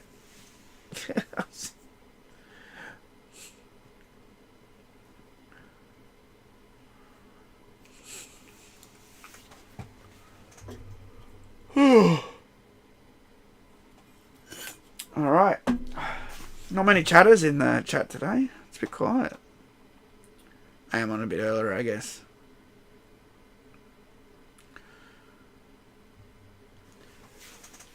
GTA, hey, new one is going to be a woke mess, by the way. Well, they're saying that. It's the industry, bro. The industry's tainted. Are they going to change Trevor to Trevette? Yeah, it was. That's exactly what it was, dude. They were trying to copy Grand Theft Auto, of course, with their own take on it. It looks like they had their own take on it, though. The whole fighting, racing, gambling aspect of it. It might have, like I said, it might have done really well.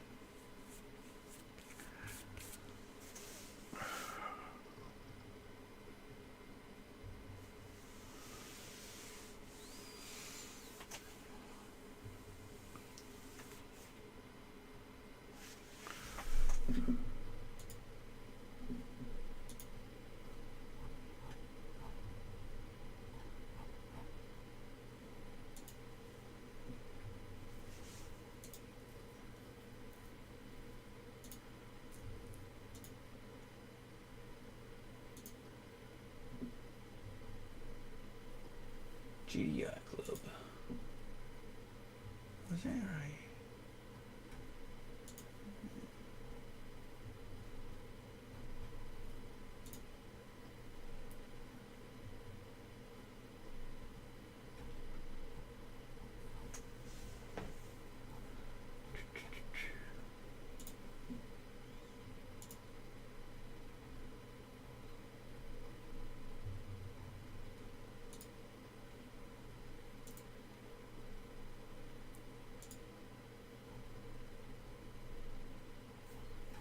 Was that only PSP GDI Club? I don't know what systems that came out on. I came out on PS3 as well.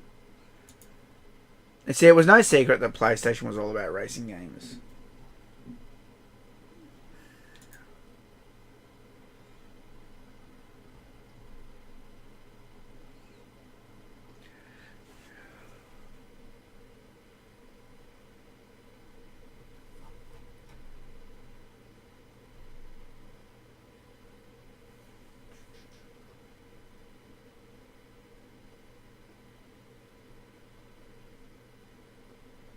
This doesn't mention the home version, that's weird.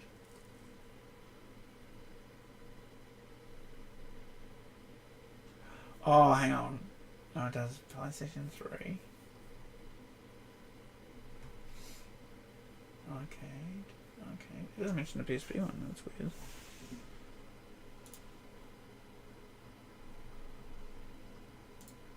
Oh, it's probably this entry, that's probably why. Ah, that's why. Platforms, arcade, and then the picture's PS3. Okay, that makes sense. Good on your Wikipedia.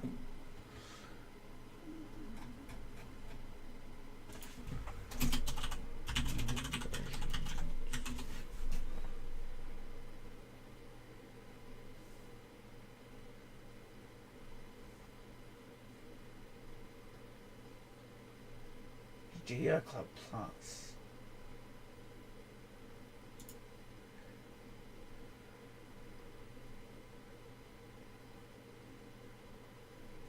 $19.97. Crazy, bro. Good times.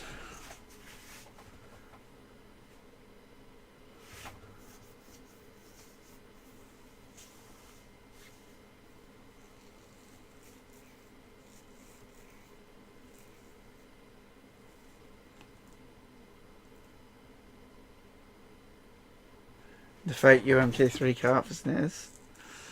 Oh man. Yeah, that's a while ago. I still got it. People have tried to buy that off me.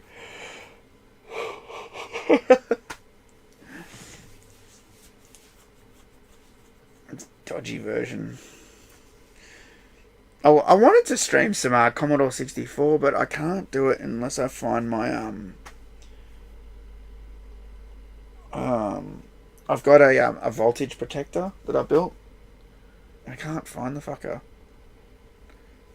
Because what happens with Commodore 64s is the power supplies randomly go bad. And when they go bad, there's two voltage rails in the plug, a 5 volt and a 9 volt. And when they go bad, the 5 volt becomes 9 volts. And that means when it goes bad, instead of putting 5 volts into the microchips, it puts 9 volts in and it kills basically either the RAM or the CIA timers or the CPU. Whichever one it kills, you're screwed. You have to replace those chips then. You know what I mean? So this guy built a circuit board that detects a voltage drop, or a voltage increase, sorry. And if the voltage increase, it won't let power through. Smart. But I built one ages ago. I don't know where to put the damn thing. I've got parts to build more. I might just have to build another one.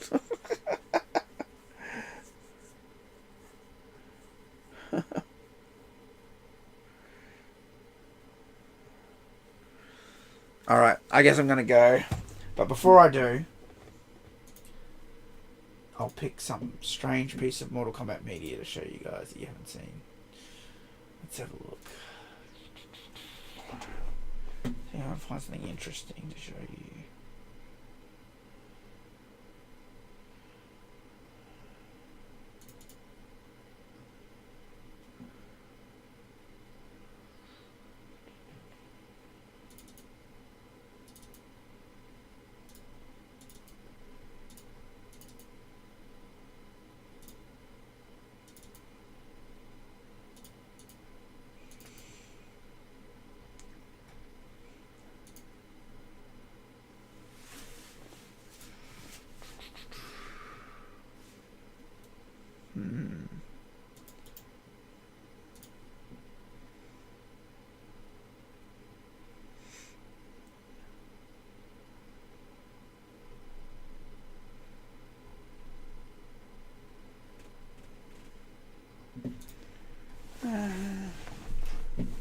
Surely I got something interesting to show you guys here.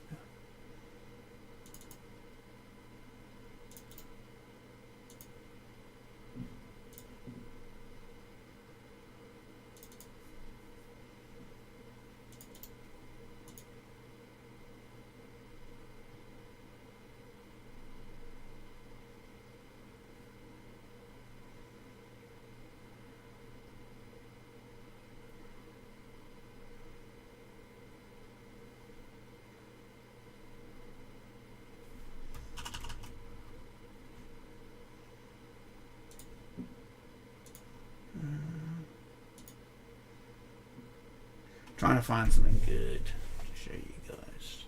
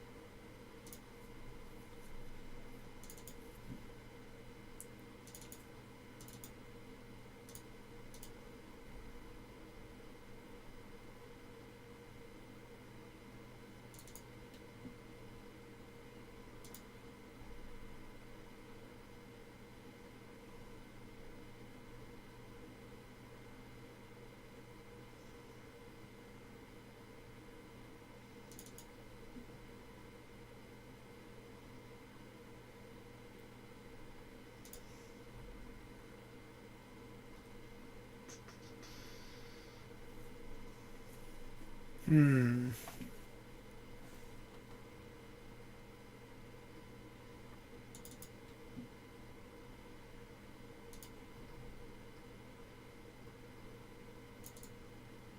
here's a good one.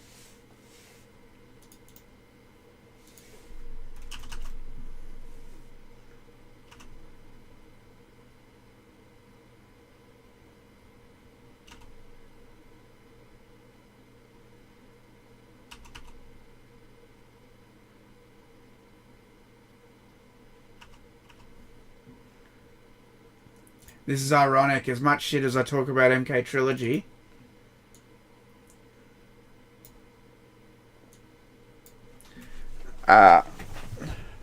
his name's Buzz. He got me Mortal Kombat Trilogy signed by Steve Ritchie. There you go. So he actually bought the game for me to get it signed. Or he dug up a copy because I couldn't go up there, and he got the game for me, and I was really pissed because Steve Ritchie wasn't at Combat Con in Chicago, and Steve Ritchie is so iconic. So he got me that signed, and I'm rapt about it. But I don't have a case for it. I'm scared to touch that because it's just signed once on the outside. It's the only autograph I got from Steve Ritchie, and I want to put it in like a, those pop vinyls. People put them in the hard cases. I've got them too. I need that for a PlayStation game. And I tried to find one in Japan and I couldn't. They just didn't have one. I don't know. I didn't see one. But it's not the best MK. Mate, I would have got MK2 signed over that, 100%. Because that's where he started. He started MK2. He was Shah Khan. And fucking MK Trilogy. Everyone likes it for some fucking reason.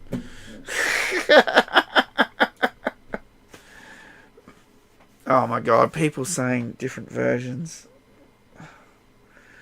It's not the speed. It's the fact that you can be Goro, you can be Kataro, and you can be... It's so dumb. It's unbalanced. It's as unbalanced as MK1. Do you know what I mean? When there's bugs in MK1, it's annoying. And the same bugs exist in Trilogy, where they didn't balance any of the characters, and you could just pick anybody and just button mash X and win, because and the hitboxes are all crazy. It's just, I don't know, Sorry. That's crap. That is crap gameplay. And I hate... Yeah, I know. This is what everyone says. I never use the Bros characters. Or we have a rule that we don't use it. Sorry, Fate. But, sorry. I feel like that's an excuse. You can't say we have a rule. It's fucked. It shouldn't be in the game. Like, it's fucked. And the fact that everyone gives it a pass because they just like being all the characters... And it's MK1, 2, 3 in one package. I get it. That's why you all like it. I understand. But you all excuse the brokenness of it. You do.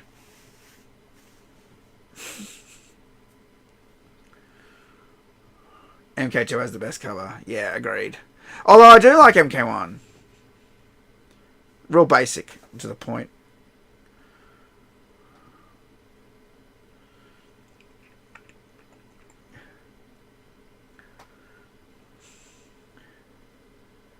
It's like MK in real life. Yeah, but you shouldn't be able to set rules. Like, it's silly if it's broken. You know what I mean? You know what I mean?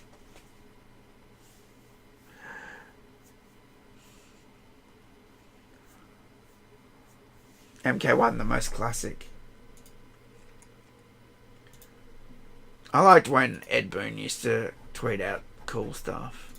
Remember when Ed Boon used to tweet out really cool stuff? I've got it all saved. Like, I don't know, I'm just in here now. For example,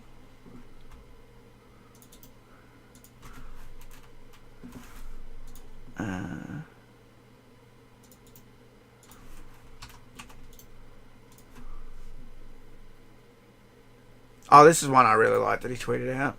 You ready? Who remembers this tweet? Oh, where is it? Now I can't see it.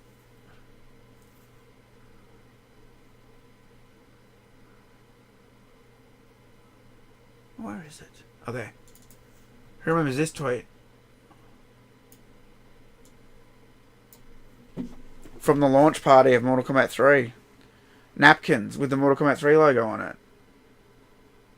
Mate, I'd kill for some of those. What the fuck? You got a bag of them, dude. That's crazy. How good is that? That is a sick promo, dude. Red foil as well. Beautiful. Black and red. You can't beat it. That's cool as fuck.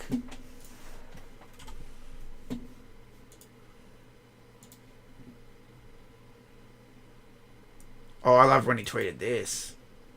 Mate, this was king. The source code from MK1. He tweeted out part of the source code from MK1. Look at that.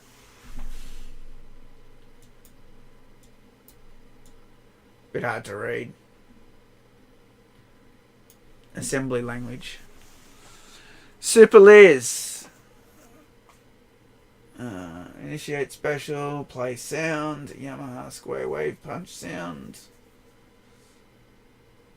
Mate, I miss stuff like this. I thought when he tweeted this, he would tweet more source code. And he never did again. Never. I actually asked him to tweet out a part of the source code that talks about reptile conditions. And he said, that's a good idea. I might do that one day. And it never happened. I was pissed about that.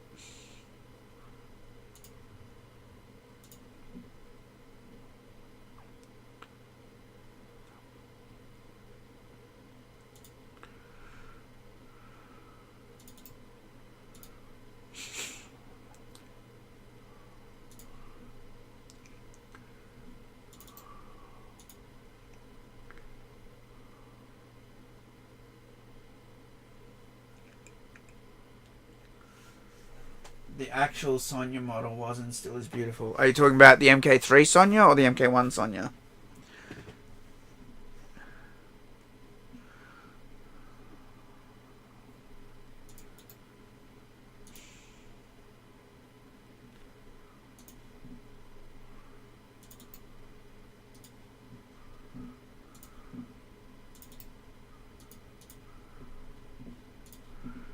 You used to tweet out so many cool photos, man. Kind of bummed. Doesn't do that anymore. Carrie Hoskins, MK3. Yeah, she is gorgeous. She's nice in real life too. I've met her.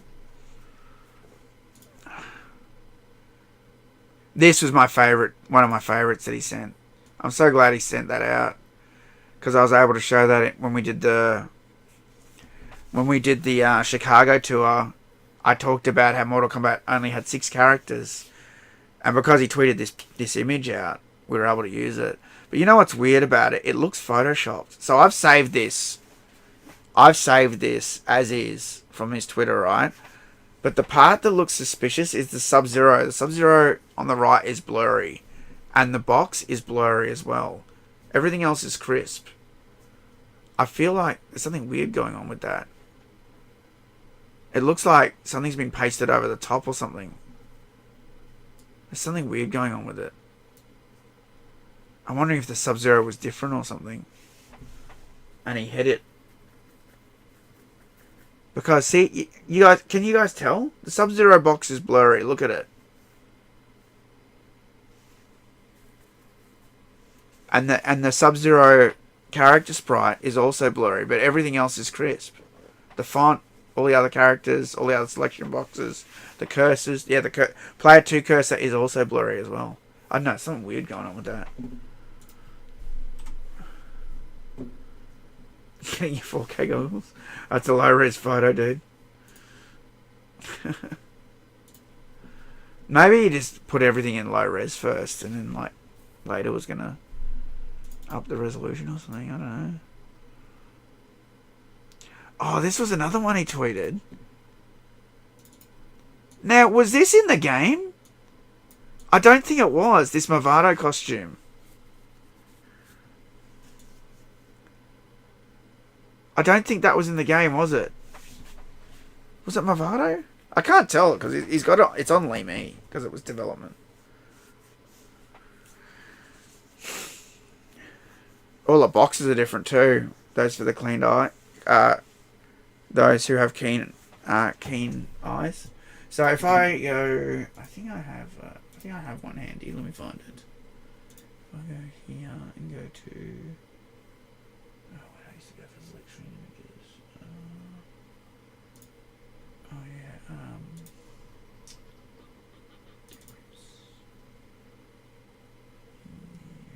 Not there. Where I used to go.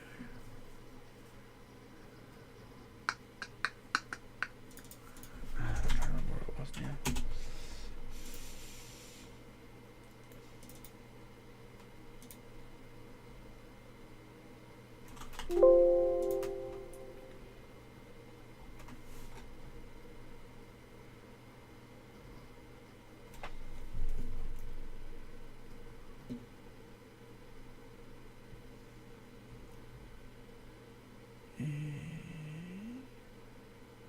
Oh, there. Should be in here.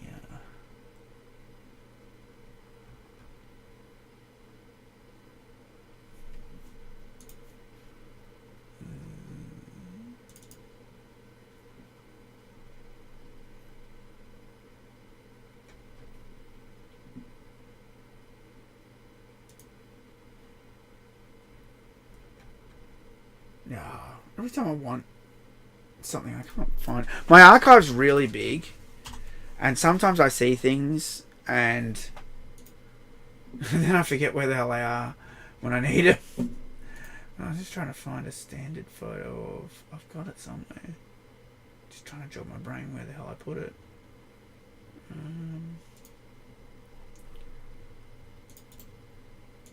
It's just in here. No, so there. I checked that before. Just gonna say that select screen's so different. Let me just find it on Google. Media select screen. Images. I'll find a fully unlocked one. Save images PNG. Microphone default 5. Right, here we go. So if I add it, right. Downloads. Right.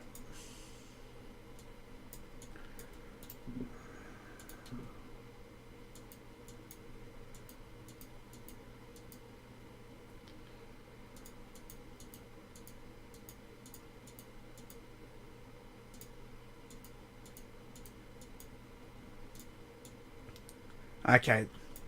So you can see they changed Quan Chi. They changed Scorpion. They changed Shang Tsung.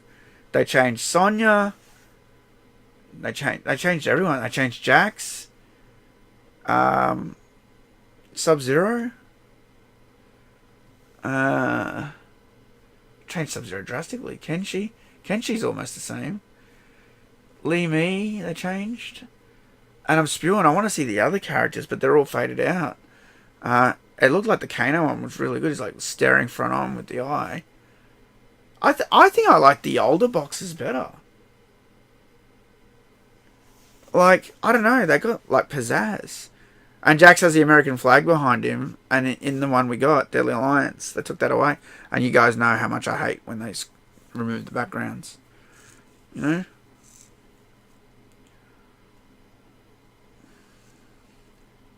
Battle vision glasses, glare reduction, HT glasses should clear the blurry image.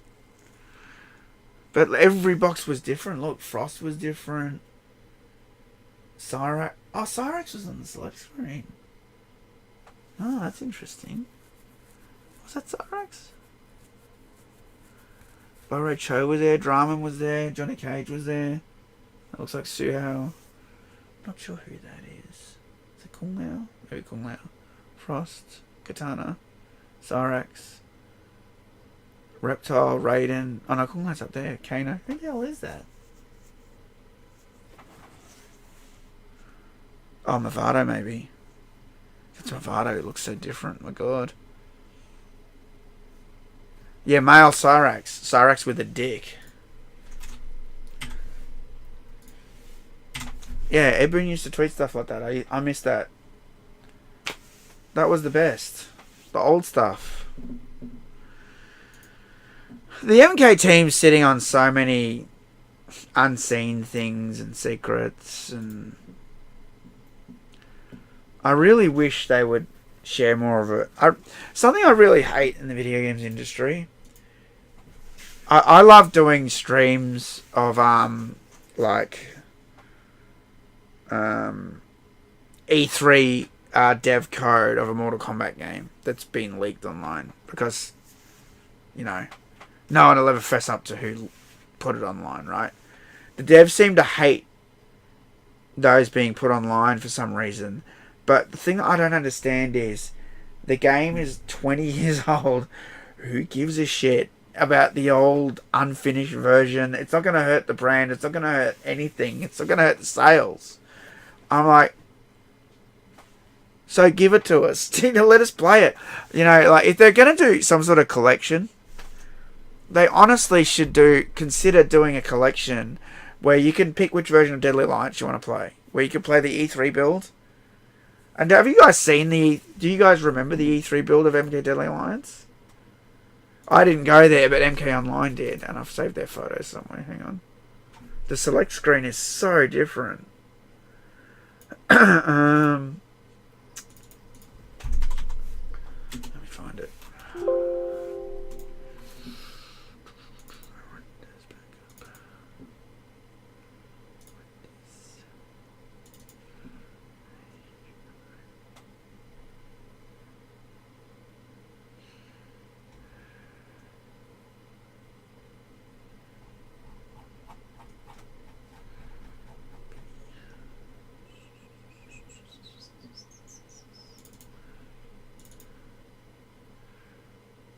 There we go. I found it. Oh wait, that's their videos. Where's their images? Or was it a video?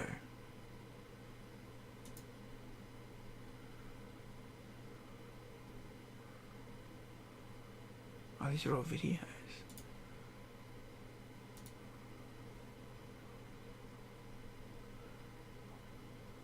Oh.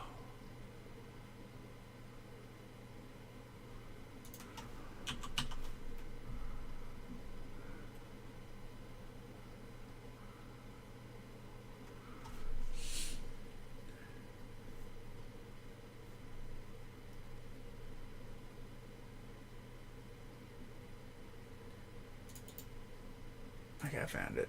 I think. Yeah. Oh, it was TRMK. Okay. So TRMK took this photo. Look at that. That was the original Deadly Alliance select screen. No, something about that I really like. I don't like the blue in the windows, though, in the archways. I don't like that background. But I really like the poses of the renders. And I kind of like the boxes down there. And that has the original ones that we were just talking about. Yeah, the different Scorpion and Jax and Kenshi. Yeah. I wonder if they're still in the code somewhere.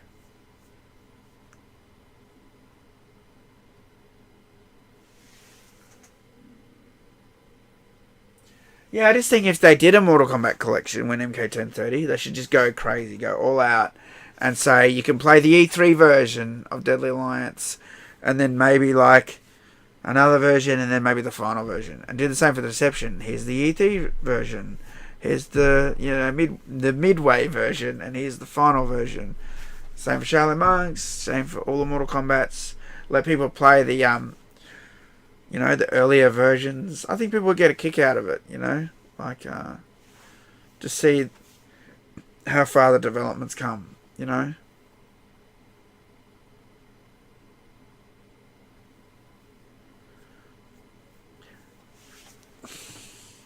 Like the classic layout of this like screen, and not the characters walking in.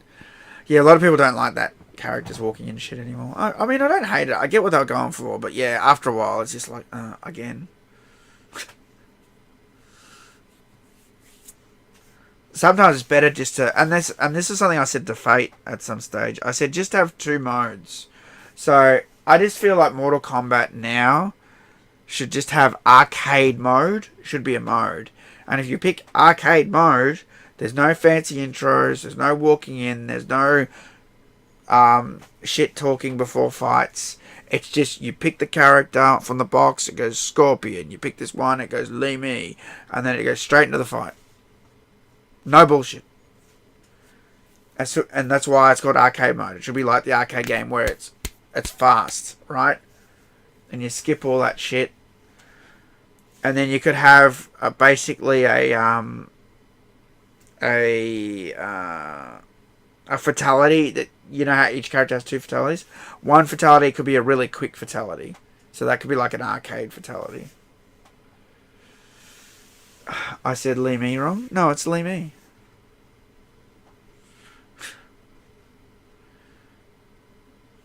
It's Lee Me. Oh yeah, I'm gonna Lee Me Lee Me is our sexy character. I got that on video, dude. Lee Me is our sexy character. Wow. Ooh, we got to that now. Edmund said that, dude. It's on video. Lee Me character card.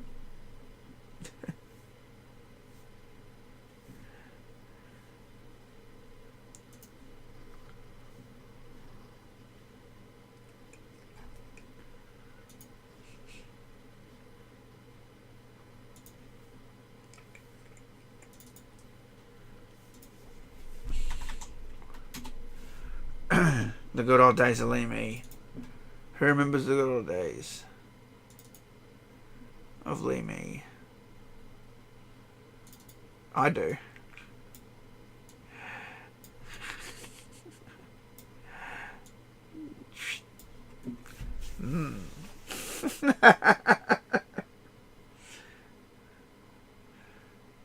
That zip was keeping it all together.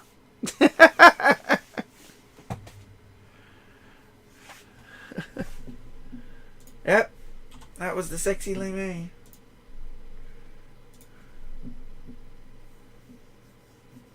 One zip to rule them all. One zip to find them. And in the darkness find them.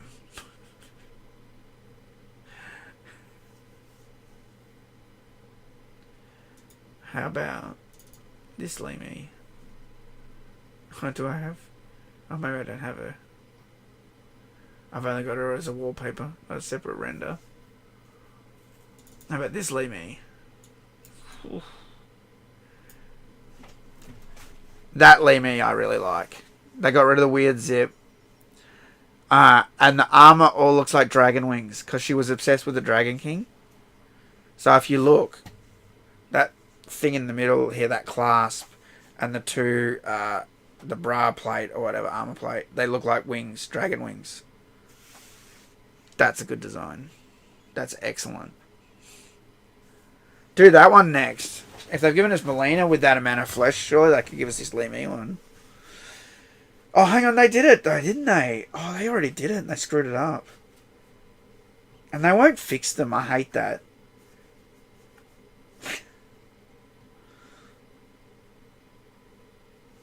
I simp for some female characters. Oh my god. But Lee Me just ain't for me. Who do you simp for? MK Conquest. I love MK Conquest. Isn't Melina's the hottest? Who here's seen boobs out, Melina?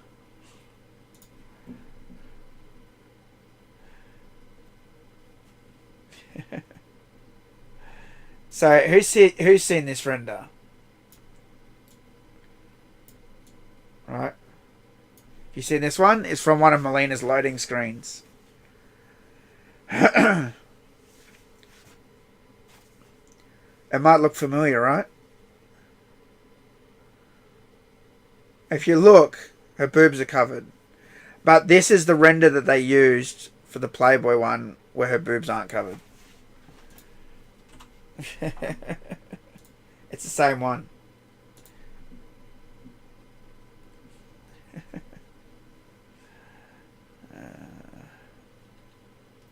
Sexy Melina, they called it. Sexy Melina. Sexy Melina.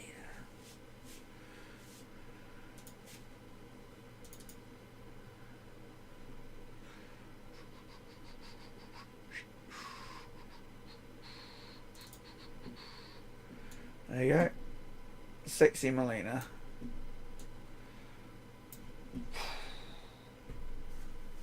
Mate. Now we're talking.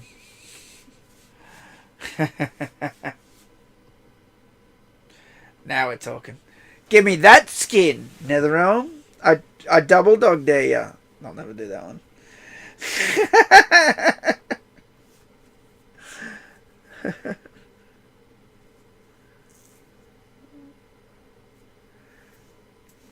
I meant which female video game Mortal Kombat characters do you sim for?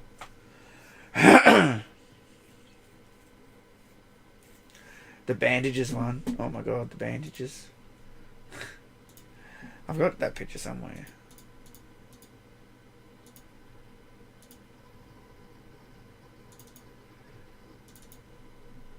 Yeah. It's not there, of course. When I need it, it's not there. What's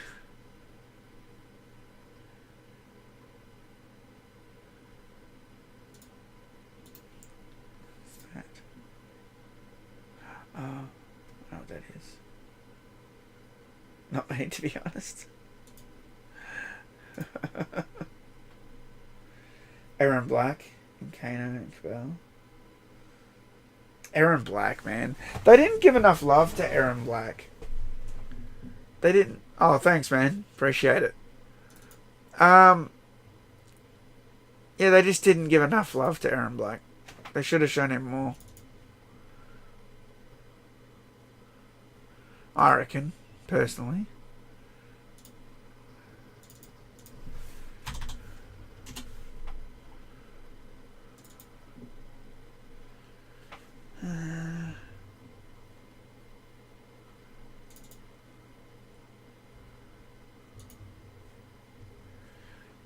No, I thought I had a screenshot of Bandage Melina when you unlock her. I've got it somewhere. I don't know where I've put it.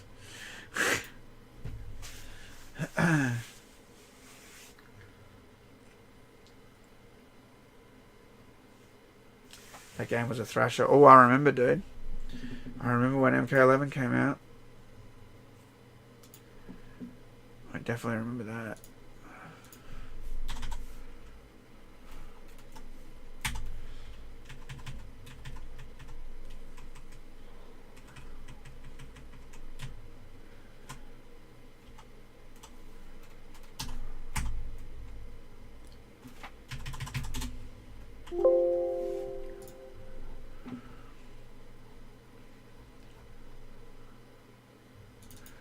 Mortal Kombat 9. What do we got?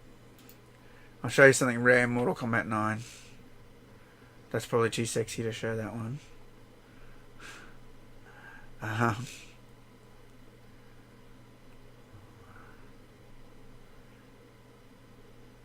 So, I got a few things to show you guys. I was proud of this wallpaper. I thought this was a good wallpaper. We just there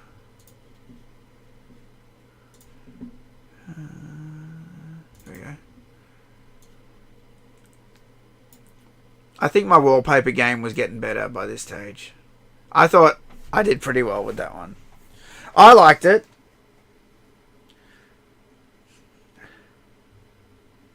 There's actually a pretty deep Easter egg in it. So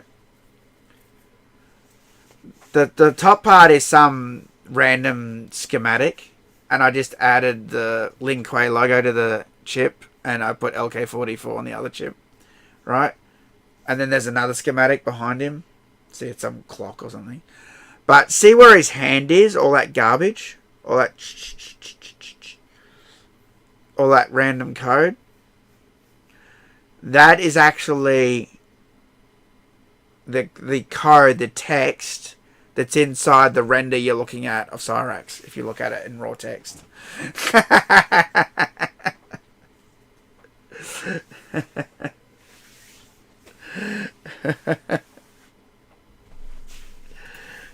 Yeah, I thought I did good with that one.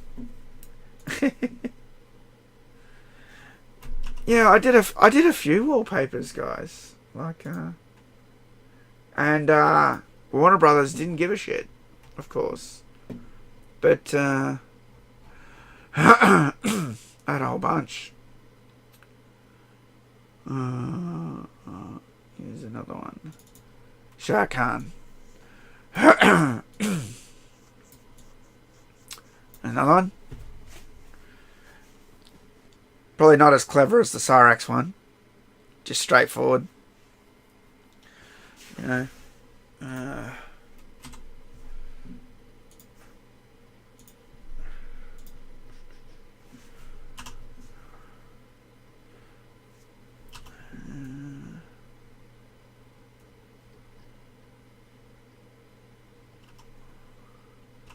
I did some of these. I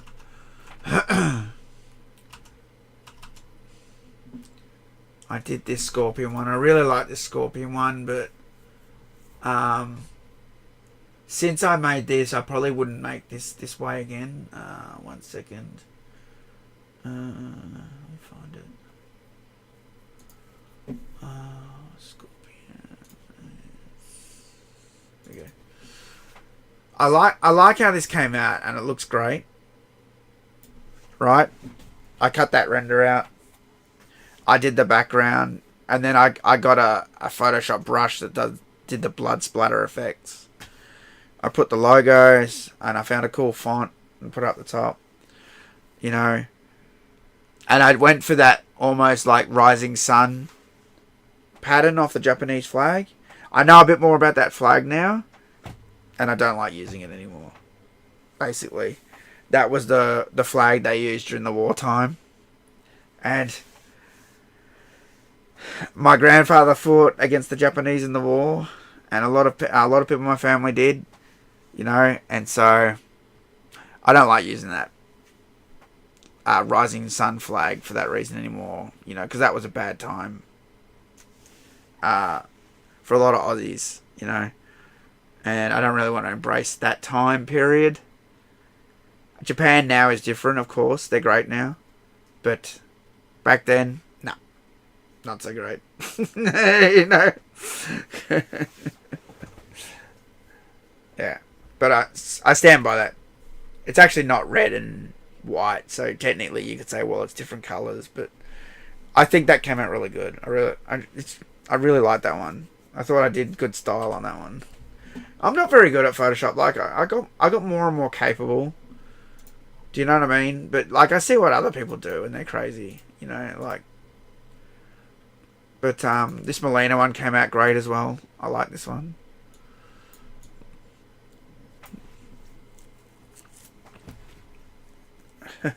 I probably could have made the Molina name text a bit smaller. It's probably a bit too big. I was still sort of learning about scaling text. Do you know what I mean? I used to do this thing where I make wallpapers and make the text the same size on all the wallpapers no matter what, and that's wrong. You got to scale the font with the image, not just stick by the same size no matter what and have it too big on some images. So I can see I'm still doing it there a bit because that Molina should have been a lot smaller.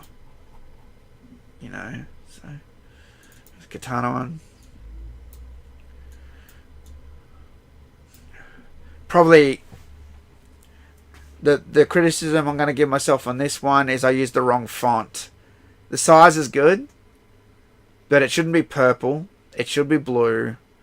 I don't know why I made it purple, and that font is stupid because it looks like a gory font. And you can see, even to the right, I added those flowers because Katana's supposed to be like beautiful. And the font should have been that same color to complement the flowers. You know? I didn't do that, did I?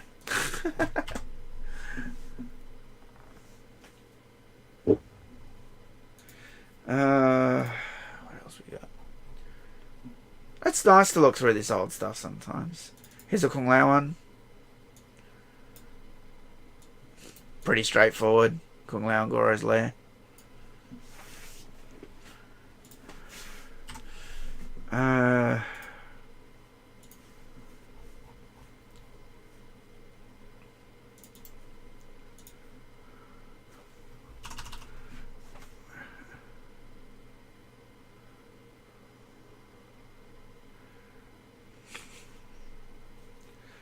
Oh, this was a good one.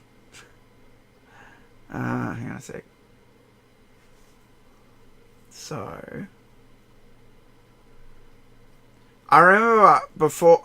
I remember before the game came out, someone visited NetherRealm Studios and they took all these photos of all the renders on the wall. And these were leaks, dude, because we hadn't seen these. Where was it? I've still got them, look. We hadn't seen that Goro picture yet. And we were all like, what the fuck? So I don't even know who took these photos. I don't even know who leaked this shit. But that was the first time we saw Goro. It was printed on the wall. That's inside NetherRealm. Oh yeah, Kung Lao was top tier, wasn't he? This would have been 2010 or early 2011. Probably 2010 I'm going to lead towards. And there was a whole bunch of them too. He took another one. Where is it? What was the other one? He took one in front of Ermac. We hadn't seen Ermac as well. Where's Ermac?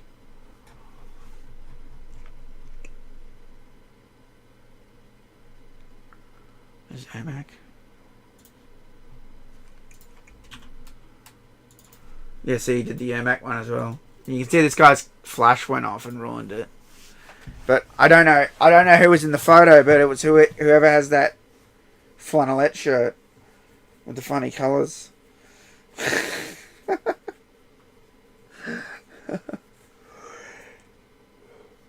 Yeah, I think it was 2010. It was pretty hush-hush for a while, yeah. Oh, by this time the game had been announced, but we were just in between, you know, when they drop a new screenshot or character render or whatever. We were between content. Yeah.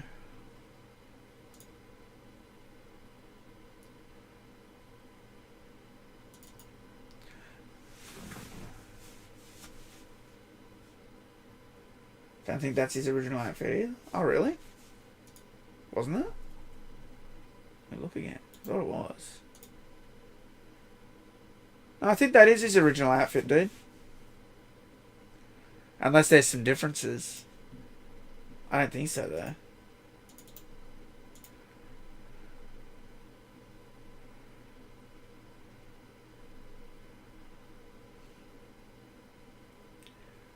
Alright, I am just going to risk it.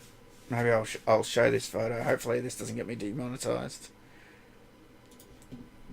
But it's worth it for the interest though anyway. Who remembers? Does anyone remember this? It's from a TMK video. Who remembers this?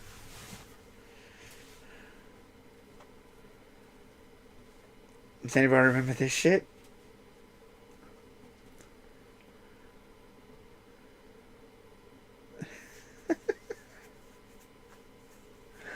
I was so mad. I was so mad when I saw this shit. I don't actually have the magazine, I don't think. Or maybe I do. I've got a bag of like Mortal Kombat 9 magazine somewhere. I was so mad that this magazine got Mortal Kombat images, screenshots, renders. Look, down the bottom left corner, look, Mortal Kombat. And the rest of the magazine is all tits. I was like, what the fuck? I'm like, what has that got to do with Mortal Kombat? And they're like, you know what they're like. Well, the demographic says middle-aged heterosexual men like to play Mortal Kombat. You could tell that they just did that shit. Do you know what I mean? I was so mad at this. I was so mad. As fan sites, we got nothing. One screenshot was all we fucking got from Warner Brothers. One screenshot. And they were just giving shit out to all these magazines. Fucking left, right, center. And they just gave us a big middle fucking finger. I'm still mad about it. It makes me so angry when I think about it. It makes me so fucking mad. Alright, let's see the one screenshot. Are you ready? The one screenshot the Warner Brothers gave us during Mortal Kombat 9. The file name is MK9 underscore 360 underscore Scorpion dash Spear Pull dash Living Forest underscore community exclusive .jpg. You ready? That's it.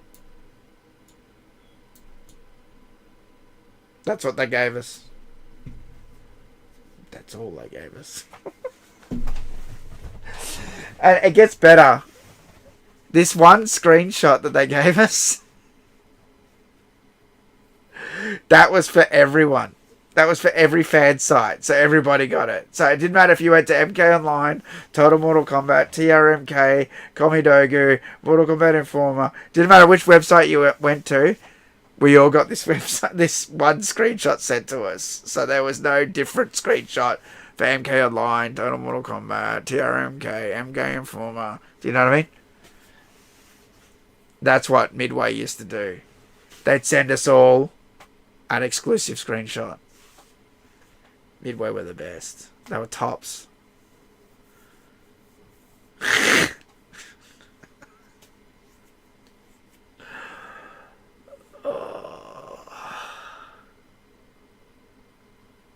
It's just, it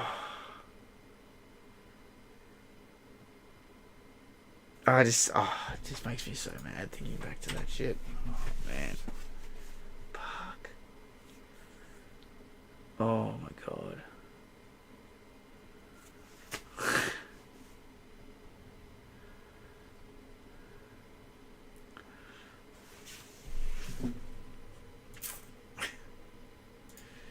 The best part was constantly all the print only screenshots. You're not allowed to use these.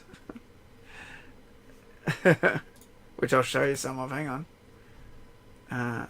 1 second.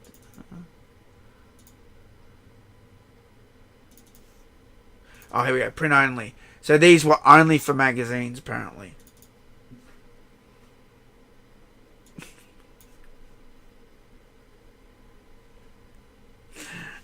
I had that one. I had this one.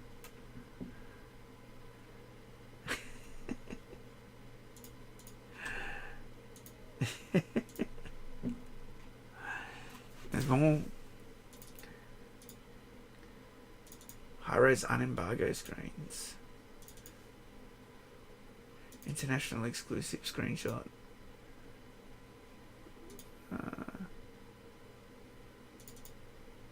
Line preview screens.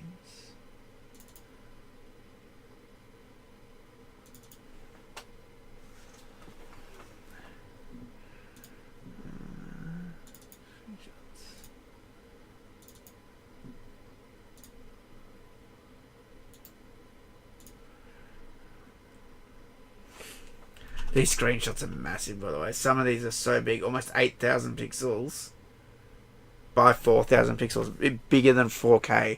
So 4K is 3860 by standard in height, not width, because it changes from HD, and full HD is measured horizontally, and then when 4K came out, they changed it to vertical measurement. So it measures the height of the pixels. 3860 is 4K. This screenshot is 4320 high by 7680 wide. So the quality is amazing of these screenshots. It's crazy. That's how I made those wallpapers. You know, I would cut out like Katana. I just saw her. She's in this screenshot that said the Katana wallpaper. And you can really see the backgrounds. The detail in the background is so good. So, you know, I don't understand. If they were rendering screenshots at this resolution, surely they were running the game at this resolution to capture images this high quality. Like, they must have been running it high.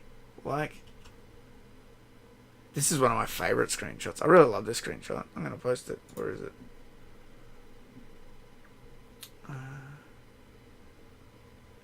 Where's Molly and I will find it. Let's go. There we go. I like this one because Nightwall looks crazy here. Look at that, dude. With the spirit dagger.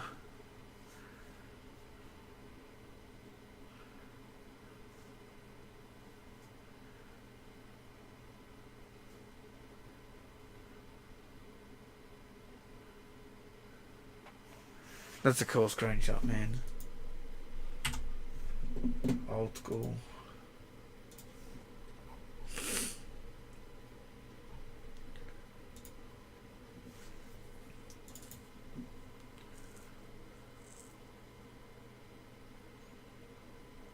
You like that MK more than the last two we got? I think that's everyone, dude. See, MKX wasn't too bad. Some people really hate MKX. I didn't. But there's woke stuff in it. It was starting to go woke. They changed a lot of shit. But there's still a lot of stuff in it that's really like. I could accept the level of diversity in MKX. Like the women still looked really sexy, and I thought the skins were really good and everything. Do you know what I mean? But MK9 is the most devoid of woke there is. And then you got MKX. Oh, excuse me. Then you got MK11 where it starts going really crazy woke, and now MK12 where we are now, where they're literally changing characters to women. You know, ugh, not crazy.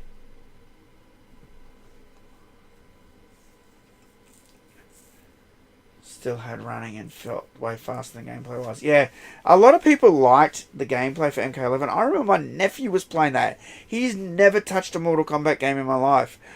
I feel like I was the uncle that played the old Mortal Kombat game. Do you know what I mean? To him, but he came down and visited us in Melbourne, and he was playing. I put it in one video. He was playing MKX, and he was bloody good too. He was doing all these crazy combos, and I filmed some of them. I put them in one of the videos. I don't even remember which video.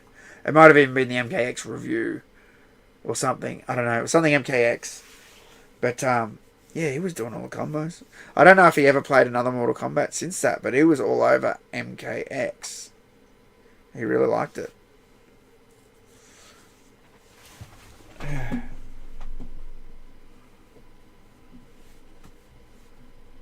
The PC rant video.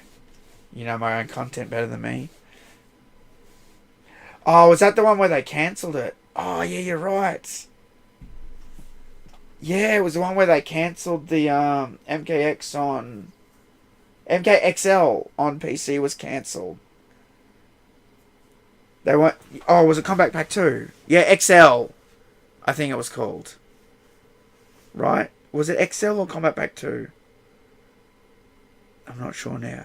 It was either the XL or Combat Pack 2, but then they reneged on that and they actually did it.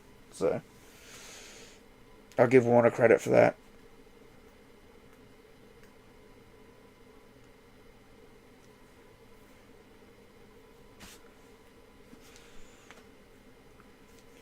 When Ed Boon said he was going back to the 2D platform style.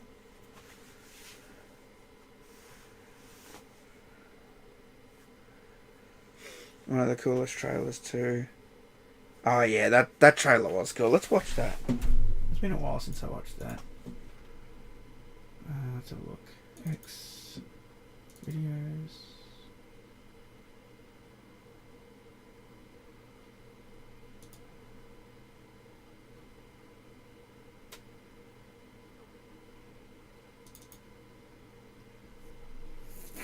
Where is it?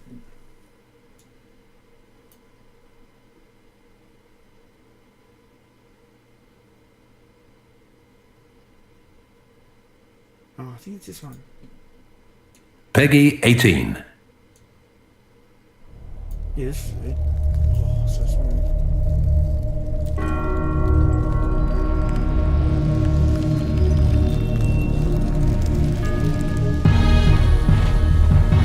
This was a cool trailer. It really was.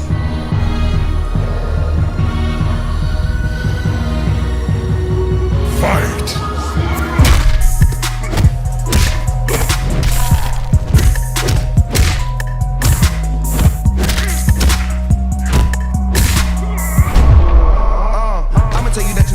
I'ma always win, throw me in and I'm going in. I ain't running, I'ma come and tell you when you can get to talk about it cause I really live it. All the nights on the mission, no fear, no hope in my vision. Don't need no intervention, you ain't down the ride, there ain't even no way to come out, putting them out and they all gonna be missing. Wonder why I'm still here, cause I'm doing on the daily. Act a fool if you met me, you try to be brave and step up but your crew is too scary. Plus I'm too legendary, it's what we go hard for. I'm rocking your block, you want to you get knocked off. I'm taking your place, yeah I'm making my property. Maybe a game that you probably did so with your life for me.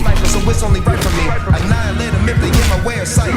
Keep them up off of me. A weakness in you only make an appetite. Anytime I get into it, I be looking at them, looking pitiful and the condition that be critical. Nothing less than original. Plus for once, that's the end of you. Who's next? Finish him!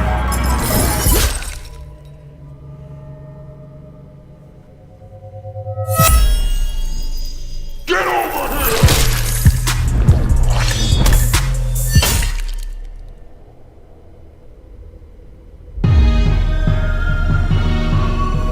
I didn't like the rap. I did not like the rap in that. Like it goes with it sort of. I just didn't like it. I really liked the music at the start. I liked it when it was just that. I just felt like the lyrics were just too distracting. I'm just like, oh come on, man. I'm not really into rap, I guess. But I just feel like they set up a really good atmosphere, and then when he starts rapping, it takes you out of that atmosphere, and just ruins it. that's what it felt like to me.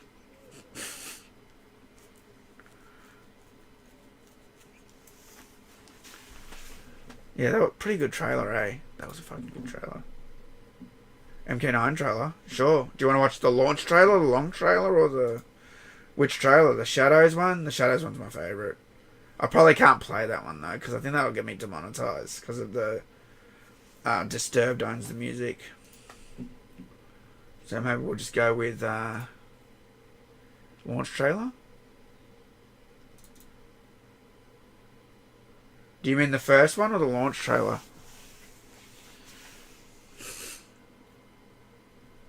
We'll just do both.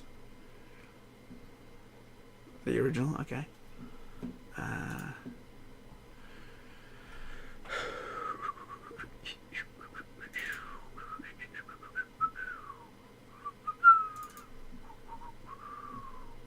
God, I got so many trailers for MK9, it's crazy.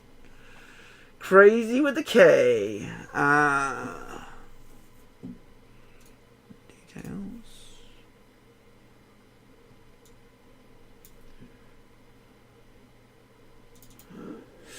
Launch screens and video.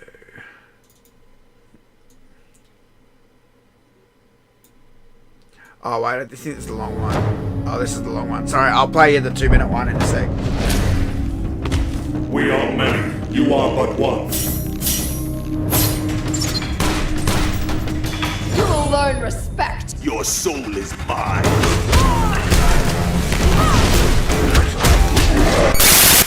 Sorry guys, I'm gonna stop that one. That's a press one. It's 5.5 gig, I just realised, and I was having trouble playing it, so I stopped that one. I forgot I had that. 5.5 gig. I've got the uncompressed version of that trailer. That's it. Let me find the one you wanted. Oh,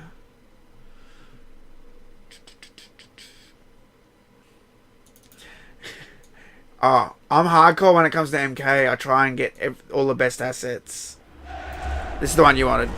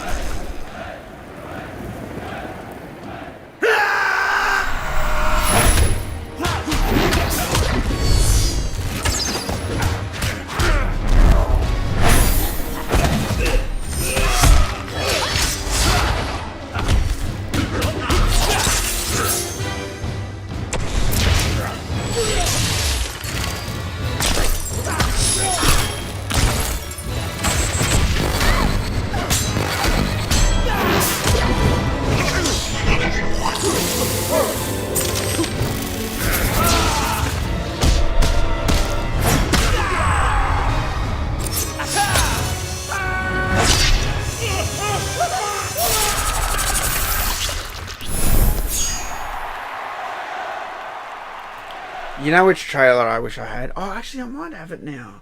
I think I found it on YouTube once. When we watched the E3 demo, they talked us through and they showed everything, and then they played like a fatality demonstration trailer at the end. And for a while we couldn't find it, but I think I found it a few years ago. I've got it. And you ask where I get all this stuff. I have so many Mortal Kombat press contacts that even Warner Brothers don't know what I got. I had logins all around the world, okay, for Mortal Kombat, everywhere. America, Canada, Australia, all around the world, everywhere. Europe, the UK. I had things going on everywhere, logins everywhere, and I would check them all the time. Check them all, and I would always get the best quality. You know why? Because since 1999, my website, I swore I would never ever recompress a JPEG ever again. Because back in 1999, we had 20 megabytes of space. And so I would get an image, and I'm like, I have this program, and I still use this program now. It's an old program to look at pictures. I just like it. It's usually fast. And it's not even a 64-bit program. It's still an old 32-bit Windows 95 program called ACDC. But it has the option, if you can resave an image, and you can set the compression options, and then it will make the image smaller. So I used to just resave everything to save space. But now when you look at them now, they look so bad. I'll show you one. Let me find one.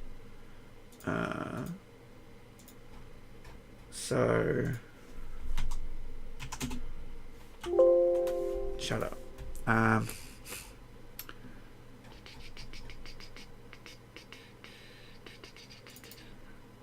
Let me find a really bad image that I compress the hell out of.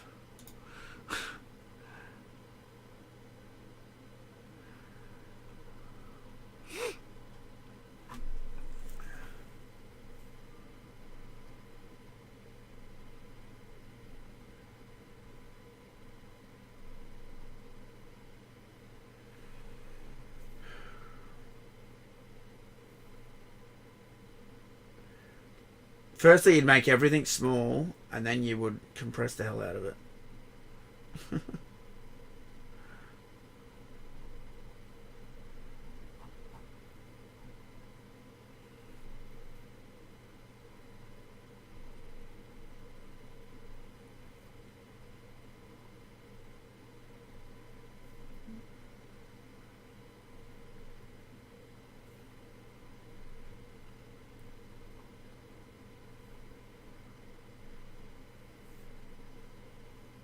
That's actually not that bad. I swear I looked at some. I think some images are really bad and some aren't. Some are and some aren't. Depending on what it is.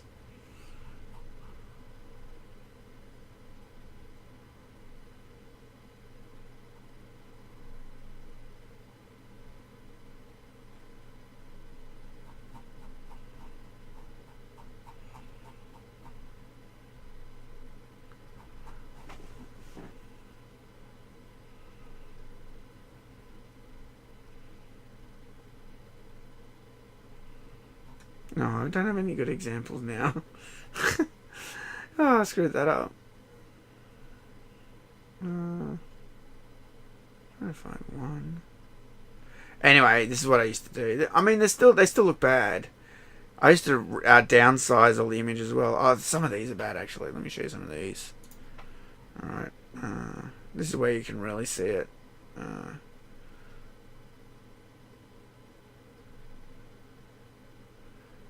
Anything Mortal Kombat Conquest here. Like, look at this. So this is 320 by 240. But regardless of the image size, look how bad the compression is. Like, see how the images are real. See how the soul, it's all like blurry and weird. The faces, you can't see the detail on the faces. You can't see Paulo Montalban, and you can't see like Chris Casamazza properly. Like the quality is so bad, and that was from recompressing all these images. And I can get this image again. This was a screenshot, right? But a lot of the press stuff from the back then, I can't get anymore. Because I didn't have press access when I had this website. So I was still sort of like at fan status. I hadn't worked out how you get the good images and the high quality images and the promo images yet. You know, so... And that's why when I started getting press stuff, I swore I'd never recompress anything. And I save everything original quality. Because I want it to last as long as possible. Even like Special Forces, man. Like, I've got like, you know, something I got not too long ago. I got a nice high res of the, even though we hate the game, of this Special Forces cover. Look at that. So even though this render never came out of Jax, at least we got this cover, even though the game sucks. But, you know, it's good to have this stuff, you know. Like, oh my god. I have a massive hard drive that has it all, and even I get lost in it because it's hard to explain, but like the old operatings in old Windows and that, you didn't have documents and settings and that yet. And so it was Windows 95 and 98. So I just had a folder called Luke Page. So in the Luke Page folder, then I'd make a subfolder like Deadly Alliance or something. And then I put the stuff in there, and it would get recompressed and all that, though, right? But then later on, I started making a more uniform system where it was like, I had a folder, Total Mortal Kombat. And then the Total Mortal Kombat folder, then I have a folder called MK Renders. And then in there might be high-res PSDs. They're the best ones. And then you might just have folders like MK9, MK9 Complete Edition, MKX, MKXL, MK... Do you know what I mean? Like, that's... Maybe I can show you a screenshot.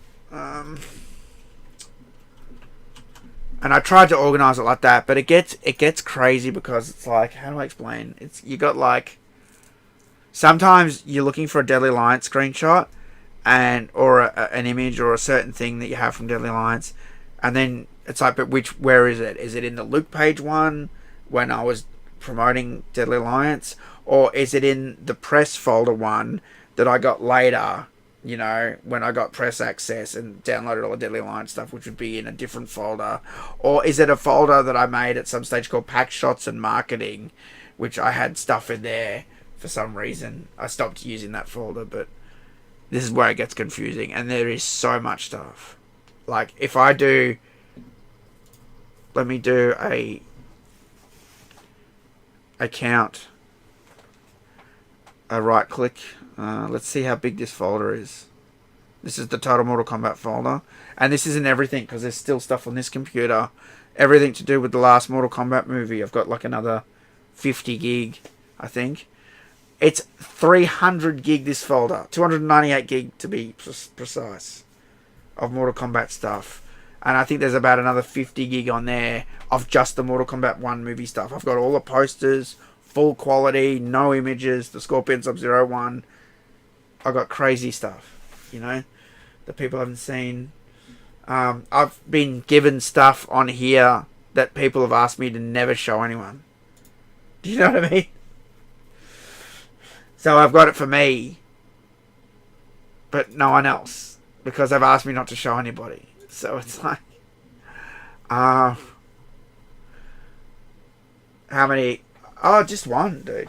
It's just I've got it in a JBOD, just a bunch of discs. It's called an Icy Box. It can hold 4 hard drives, and I've just got the one in there at the moment. The one 6 terabyte, and it's a Ultra Star, so it's enterprise level hard drive. It has the least amount of failure rate for storing data. So that drive was $800 when I bought it. I think it was $800, maybe $600. It was a very expensive hard drive, put it that way. But they're supposed to have the least amount of failure rate. And that's the same hard drive that's in this system as well. I got 2 of them. I was going to show you how my system works. That's right. So if I go to, I'll show you how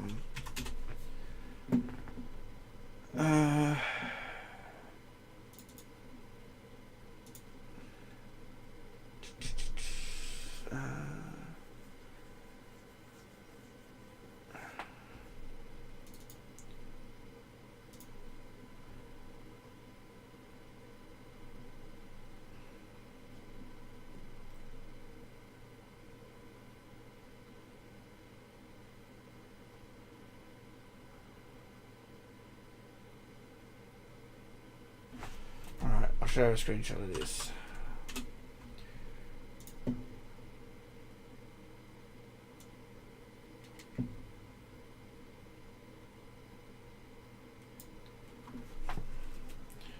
A moth attacked me, flew into my face.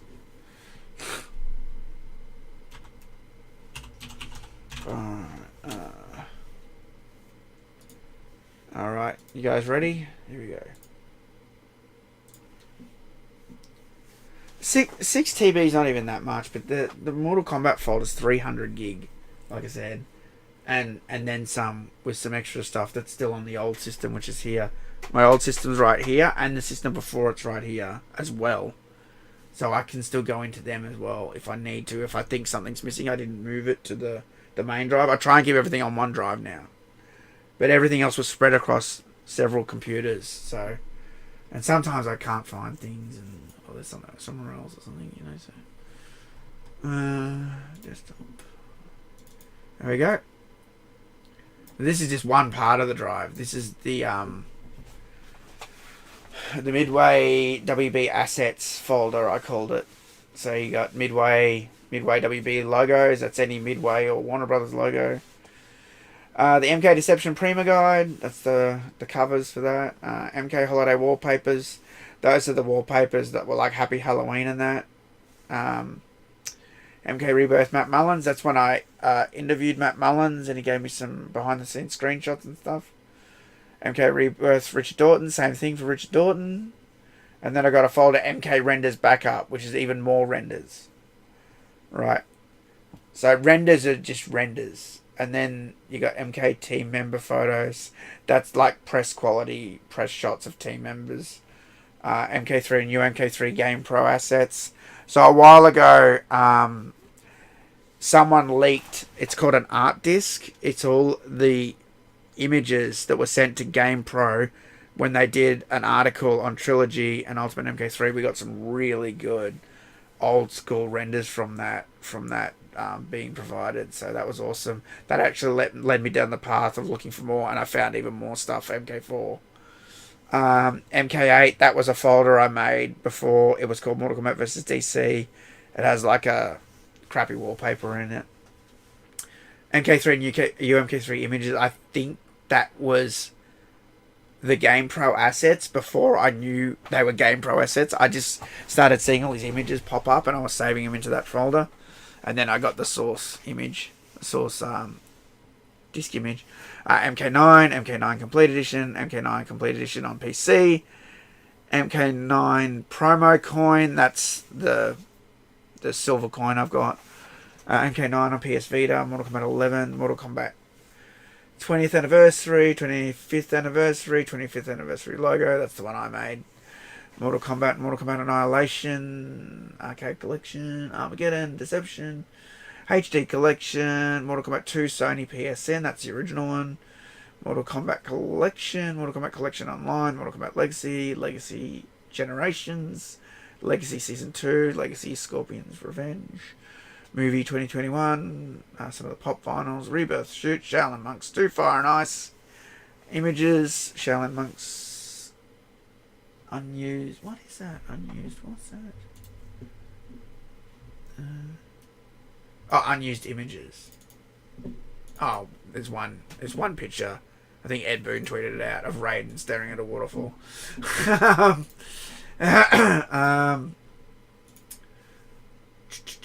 THQ Wireless, that never came out. Mortal Kombat Unchained. Mortal Kombat vs. DC Universe. Mortal Kombat X. Mortal Kombat X Mobile. Mortal Kombat X Mobile. Mortal Kombat XL. NetherRealm logo. There you go.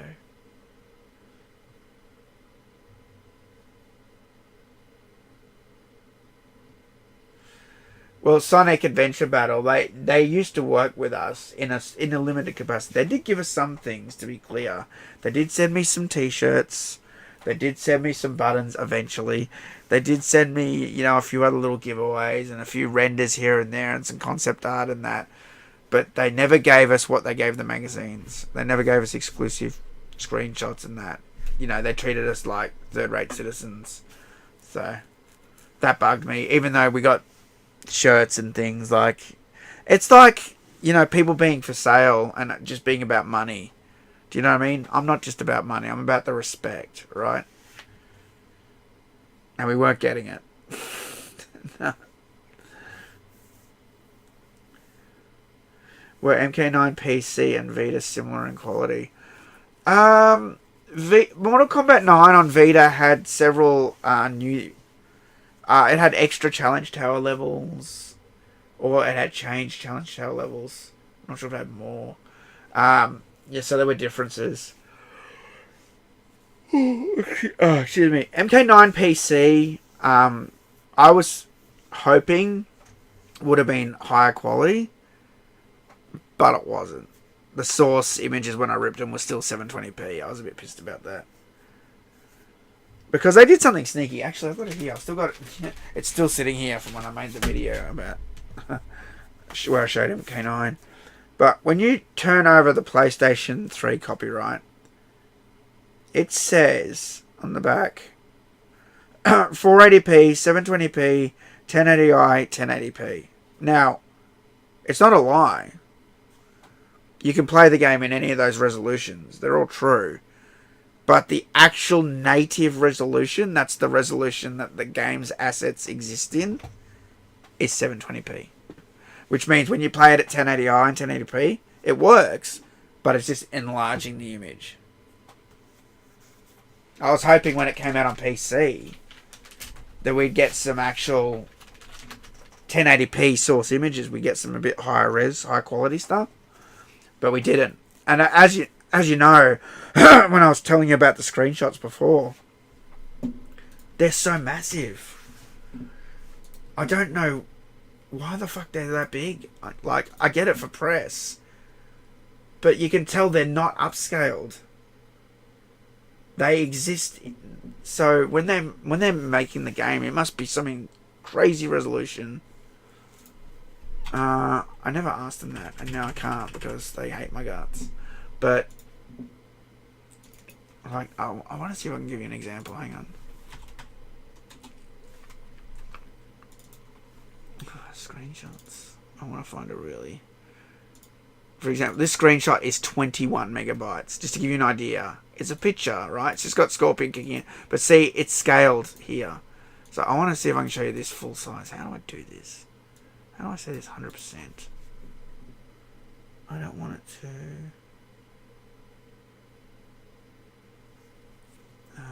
I don't want it to fit. Keep source in memory. Picture, color, layout.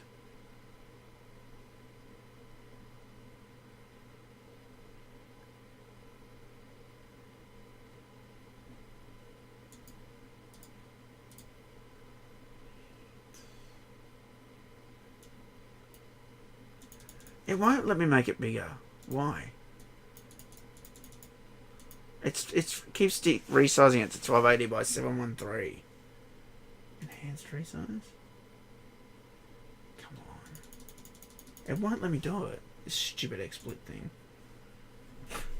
I'm going to show you what it really looks like. Okay, I'm going to take a screenshot of what it looks like online. Hang on a sec.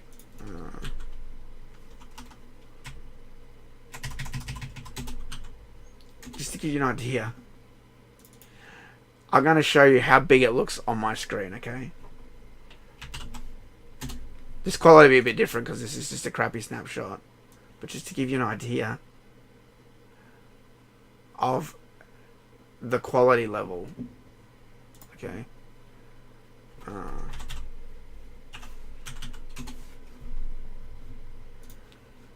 You're going to freak out, guys. I used to love getting new screenshots. So that's it scaling, right? Now, when I look at it 100%, it looks like this. Are you ready?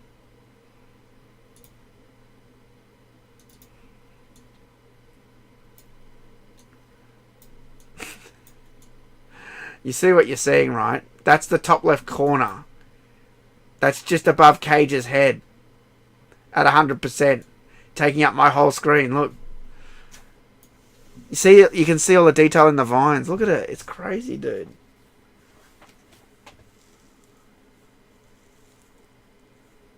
That detail's so good. And I don't know if you can see it. Let me see if I can zoom in on it.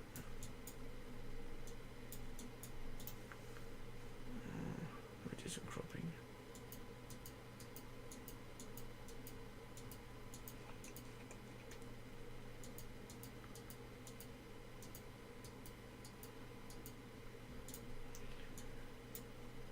Let me just show you guys. There's the size. You can see it there. 7,680 by 4,320. 21.4 megabyte screenshot.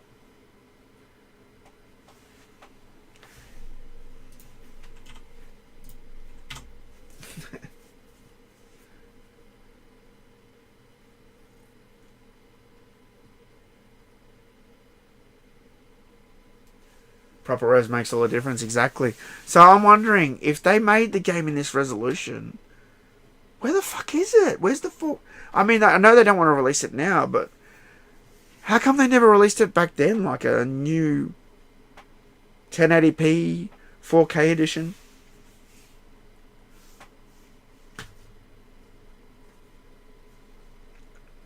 The assets must exist. They must.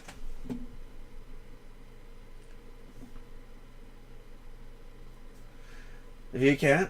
No, people just don't want to hear me talk shit. Maybe I should go. I'm just talking crap. I'm not playing the game anymore. Not much of a stream, really. It's because I finished it. I finished the towers.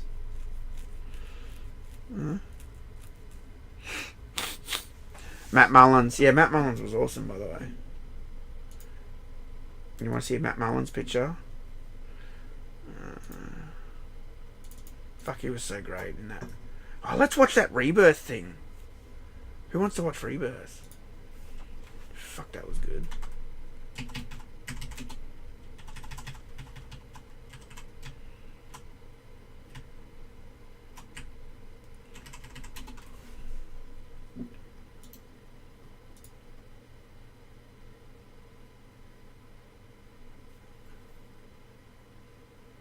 It was so cool getting these screenshots. It was so cool getting this, man. That's Kevin Tancharoen, the director. The guy that played Baraka. I'm not sure his name. And Matt Mullins, who was Johnny Cage.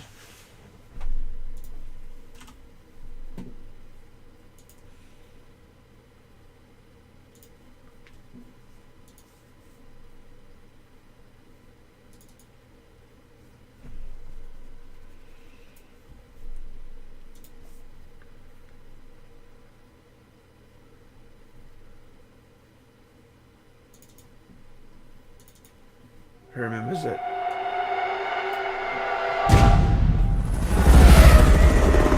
This Muldoon once again responded to accusations that he has lost faith in the ability of the Deacon City Police Department to maintain order. He insists that Captain Jackson Briggs and his Violent Crimes Unit have his full backing and support. He claims the situation is under control.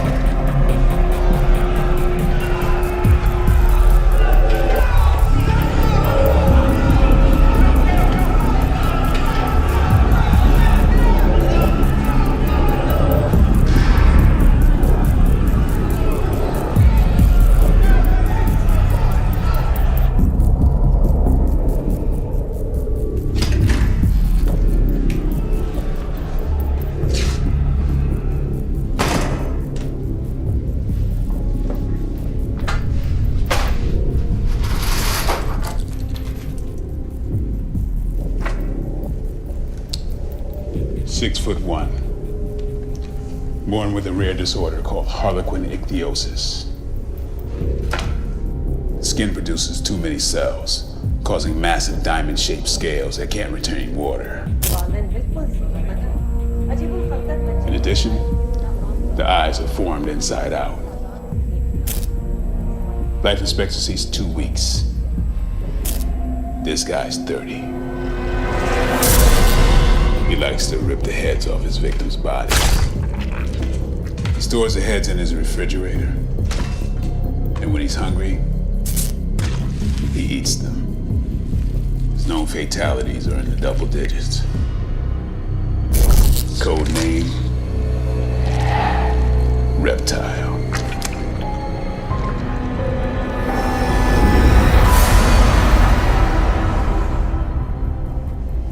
Next up, Dr. Alan Zane, plastic surgeon. His first victim likely accidental. The next 2 dozen were not. Zane couldn't take being a failed doctor, so he went psychotic, turned the knife on himself. He pierced his face, sharpened his teeth into fangs, and he even surgically attached a pair of 10-inch blades into his forearms. Code name, Baraka.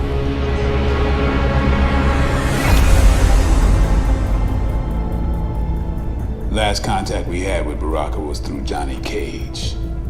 Yeah, that's right, the old action hero. After his movie career died, he needed work. We had him working for us undercover.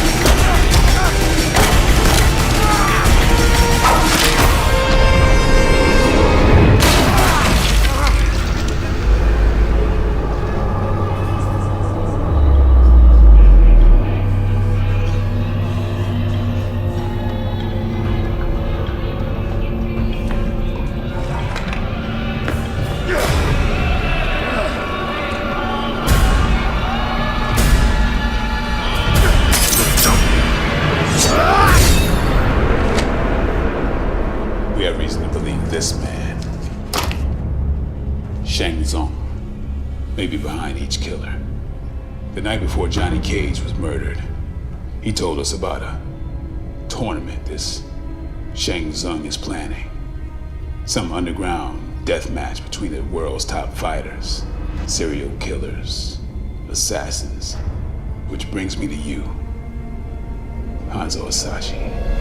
Before your incarceration, you were the top assassin of the Shirai-Ryu, the most lethal gang in Japan. We want to put you back out on the streets. If this tournament exists, Shang Tsung will find you. And if this tournament exists, it's our one shot to take out Baraka, Reptile, and the other maniacs who turned this city into a killing field. We want you to join the tournament and we want you to win it. We want you to do what you do best and kill them all.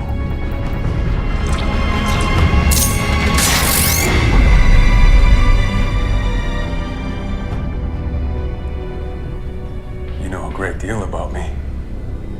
So you must know that I surrendered my freedom voluntarily.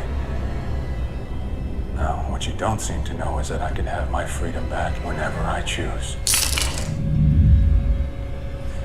So tell me, Detective Briggs, what could you possibly offer me in exchange for my help? Sonya Blade. Perfect timing. Sub-Zero. That man is dead. These pictures were taken yesterday.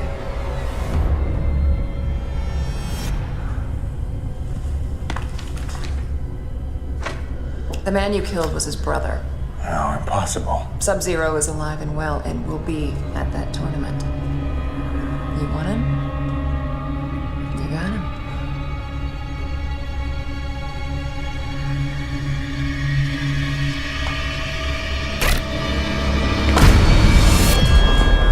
Leave no survivors.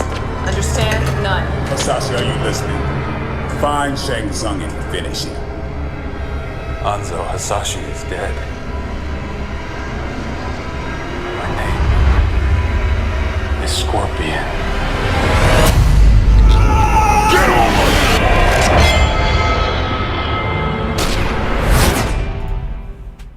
Why didn't they make that? Why? Why the fuck didn't they make that? It had... Oh, man. I mean, I know they went on and made Legacy, but they should have made that. That was so fucking awesome.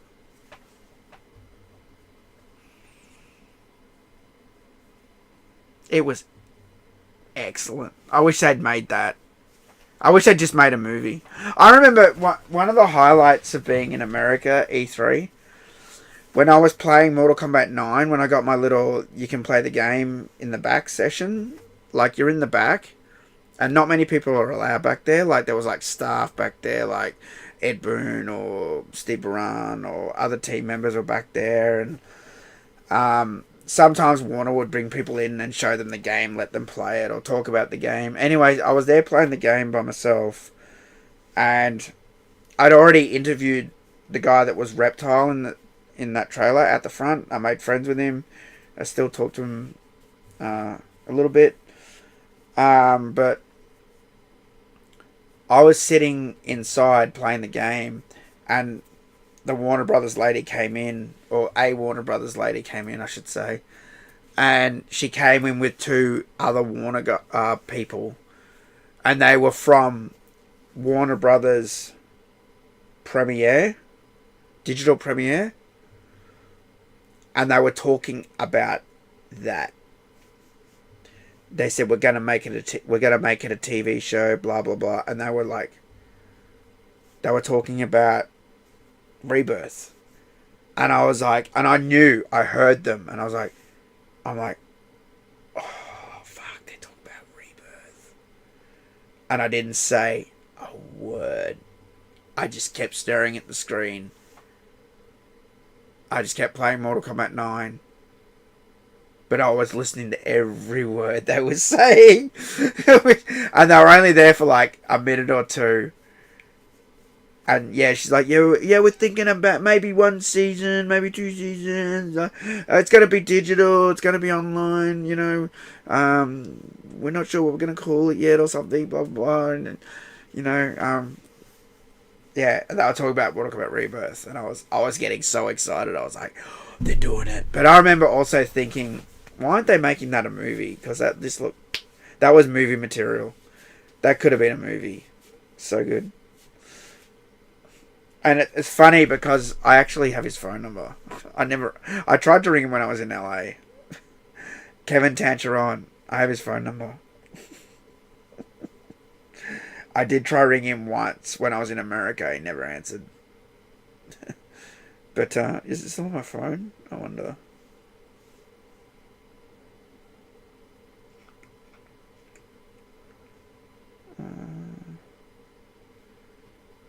Yeah, it's still on my phone.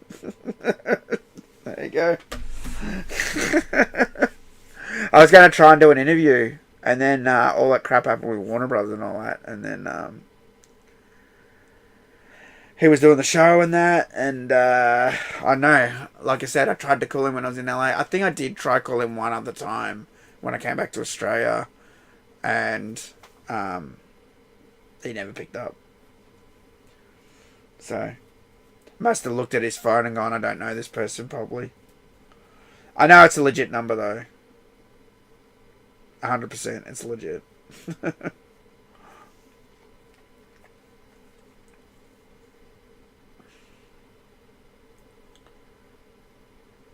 What would have happened if they released Mortal Kombat Legacy Season 3?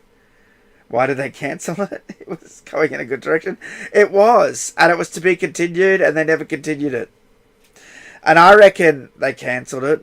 I reckon, I don't know, I just got a feeling, because Kevin Tancheron, after that, all he did was direct Warner Brothers stuff for Warner Brothers. Like, I think he did an episode of Arrow. I think he did episodes of Flash. He just did all this DC stuff. And I remember it used to make me so mad. I was like, you were supposed to do Mortal Kombat, you prick. Maybe it wasn't his fault, but I don't know whose fault it was. But I really hated it. It was probably Warner Brothers' fault. They probably wanted to cancel it. But, I mean, at least we got 2 seasons out of it. You know, the second season had a few mistakes and stuff. I think I like the first season more. Where's the director? It's pretty highly rated on IMDb.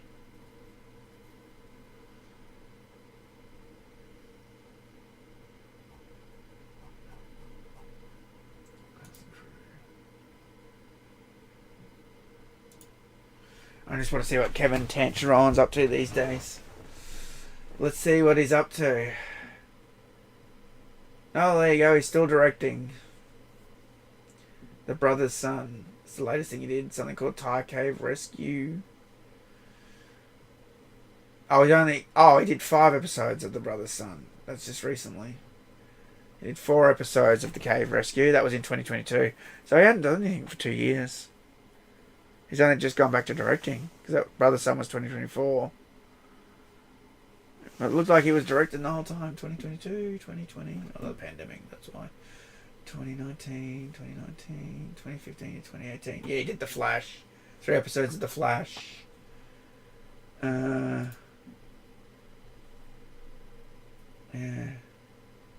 He did Supergirl. 1 episode of Supergirl. He did 2 episodes of Prison Break, actually. I didn't know that.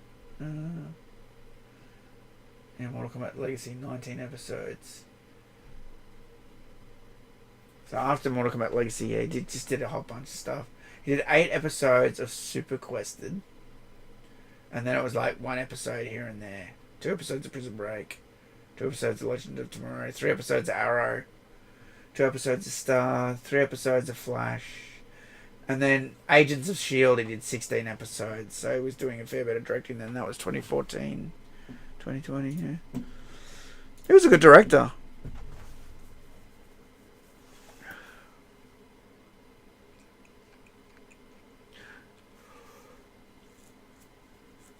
Michael Clark Duncan died. He was going to play Goro. Was he?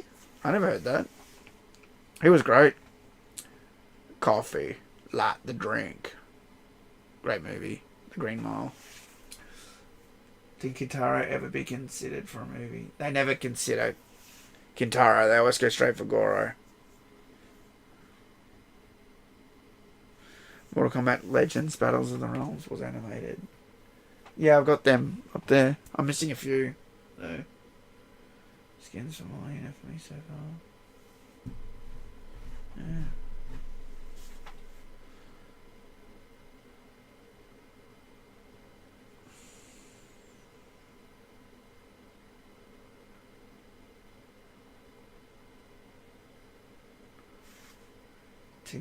Tigara. Subspecies of Goro Shokan race. He served Shokan as the Empress bodyguard. General Howard's army. He's voiced by David B. Mitchell.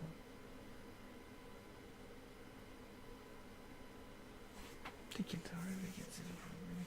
I'm not sure what you're talking about. Are you talking about Kintaro? Was he in the animated? I forget, man. Battle of the Realms. I got it. Battle of the Realms. Battle of the Realms 4K. Here you go. Was Kintaro in it? I don't remember. I've never even opened the 4K one. Still sealed. I watched it, and then I get them from the States. I still need to get Snowblind, and we don't get the 4Ks in Australia. We only get the Blu-rays. So I still need Cage Match and Snowblind. Don't have them 4K. I wonder if they're doing any more of those. I haven't heard any more. Any other ones announced? That's kind of strange because they were doing them pretty consistently for a while, and they were bloody good. So it's kind of weird if they're not doing any more. I like Jennifer Carpenter in that too, Sonya too. She's got a great voice from Dexter.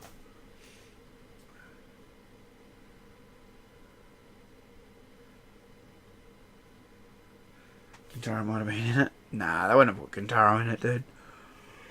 They always put Goro in. Excuse me. They always put Goro in. They hate Kintaro. For some fucking reason.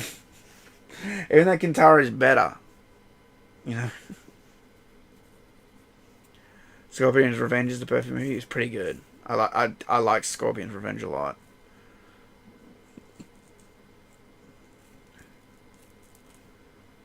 Pretty brutal too.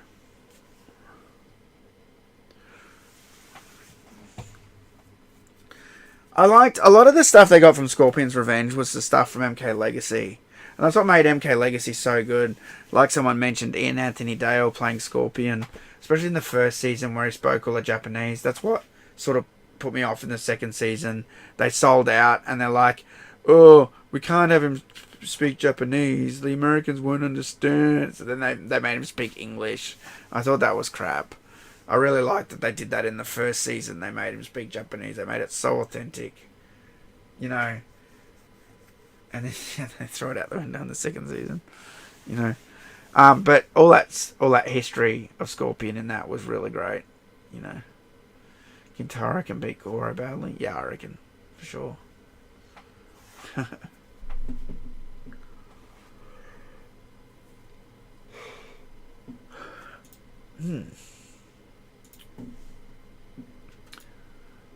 I've been talking shit for a long time. Might have to take off soon. Renders an artwork. Adam Hawk. Speaking of Kintaro, here you go. Here's the Kintaro render from MK9. Oh, what happened there?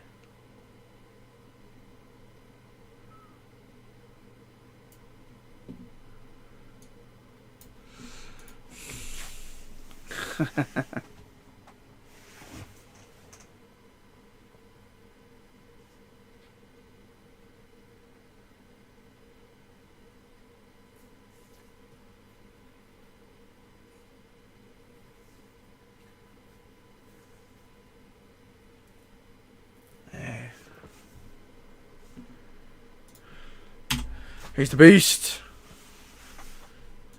He's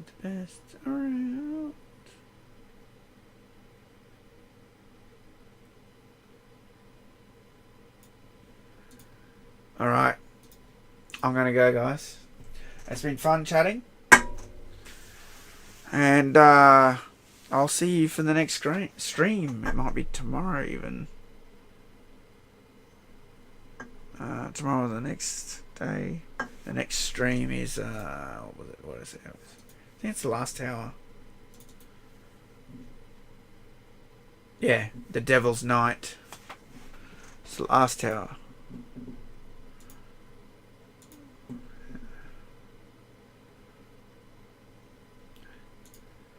No worries.